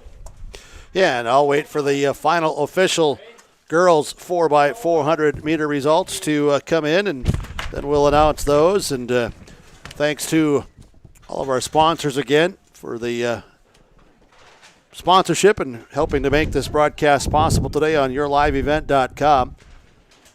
Yeah, and overall, a smooth running meet today. Boy, such a change in temperature and weather here today. A sunshiny day that turns into a cloudy, cooler, very windy day, but a wonderful meet here today, and a lot of fun to be part of here with yourliveevent.com. I want to take a quick break, and we'll come back, and we'll get to the girls 4x400 meter results and the final team standings, I should say, for the boys. Boys 4x400 meter results, the final team standings, very, very close. We'll get to that right after we get to this with yourliveevent.com. Performance Ag west of Borup is your full-service ag supplier from the ground up. They offer dry and liquid fertilizers to supply your soil and plant needs with a fully chelated iron product in both liquid and granular called Iron Shield. Performance Ag Borup also offers a full line of seed, corn, sugar beet, soybean, wheat, and cover crop. Plus, they have added the seed treater. See them for your seed treatment and inoculation needs. Performance Ag Borup. They don't want all the business, just yours. Precision planting of the 2021 crop has started. Everyone at RDK Enterprises wants you to know these items. Call RDK Enterprises for your planter needs. RDK Enterprises has maintenance parts in stock. Call for Precision Planter support, 701-636-2119. Please have a safe spring. Thank you for choosing RDK Enterprises for your precision planter needs. RDK Enterprises, Hillsboro and Drayton. PlanterDoc.com. It pays to plant with precision.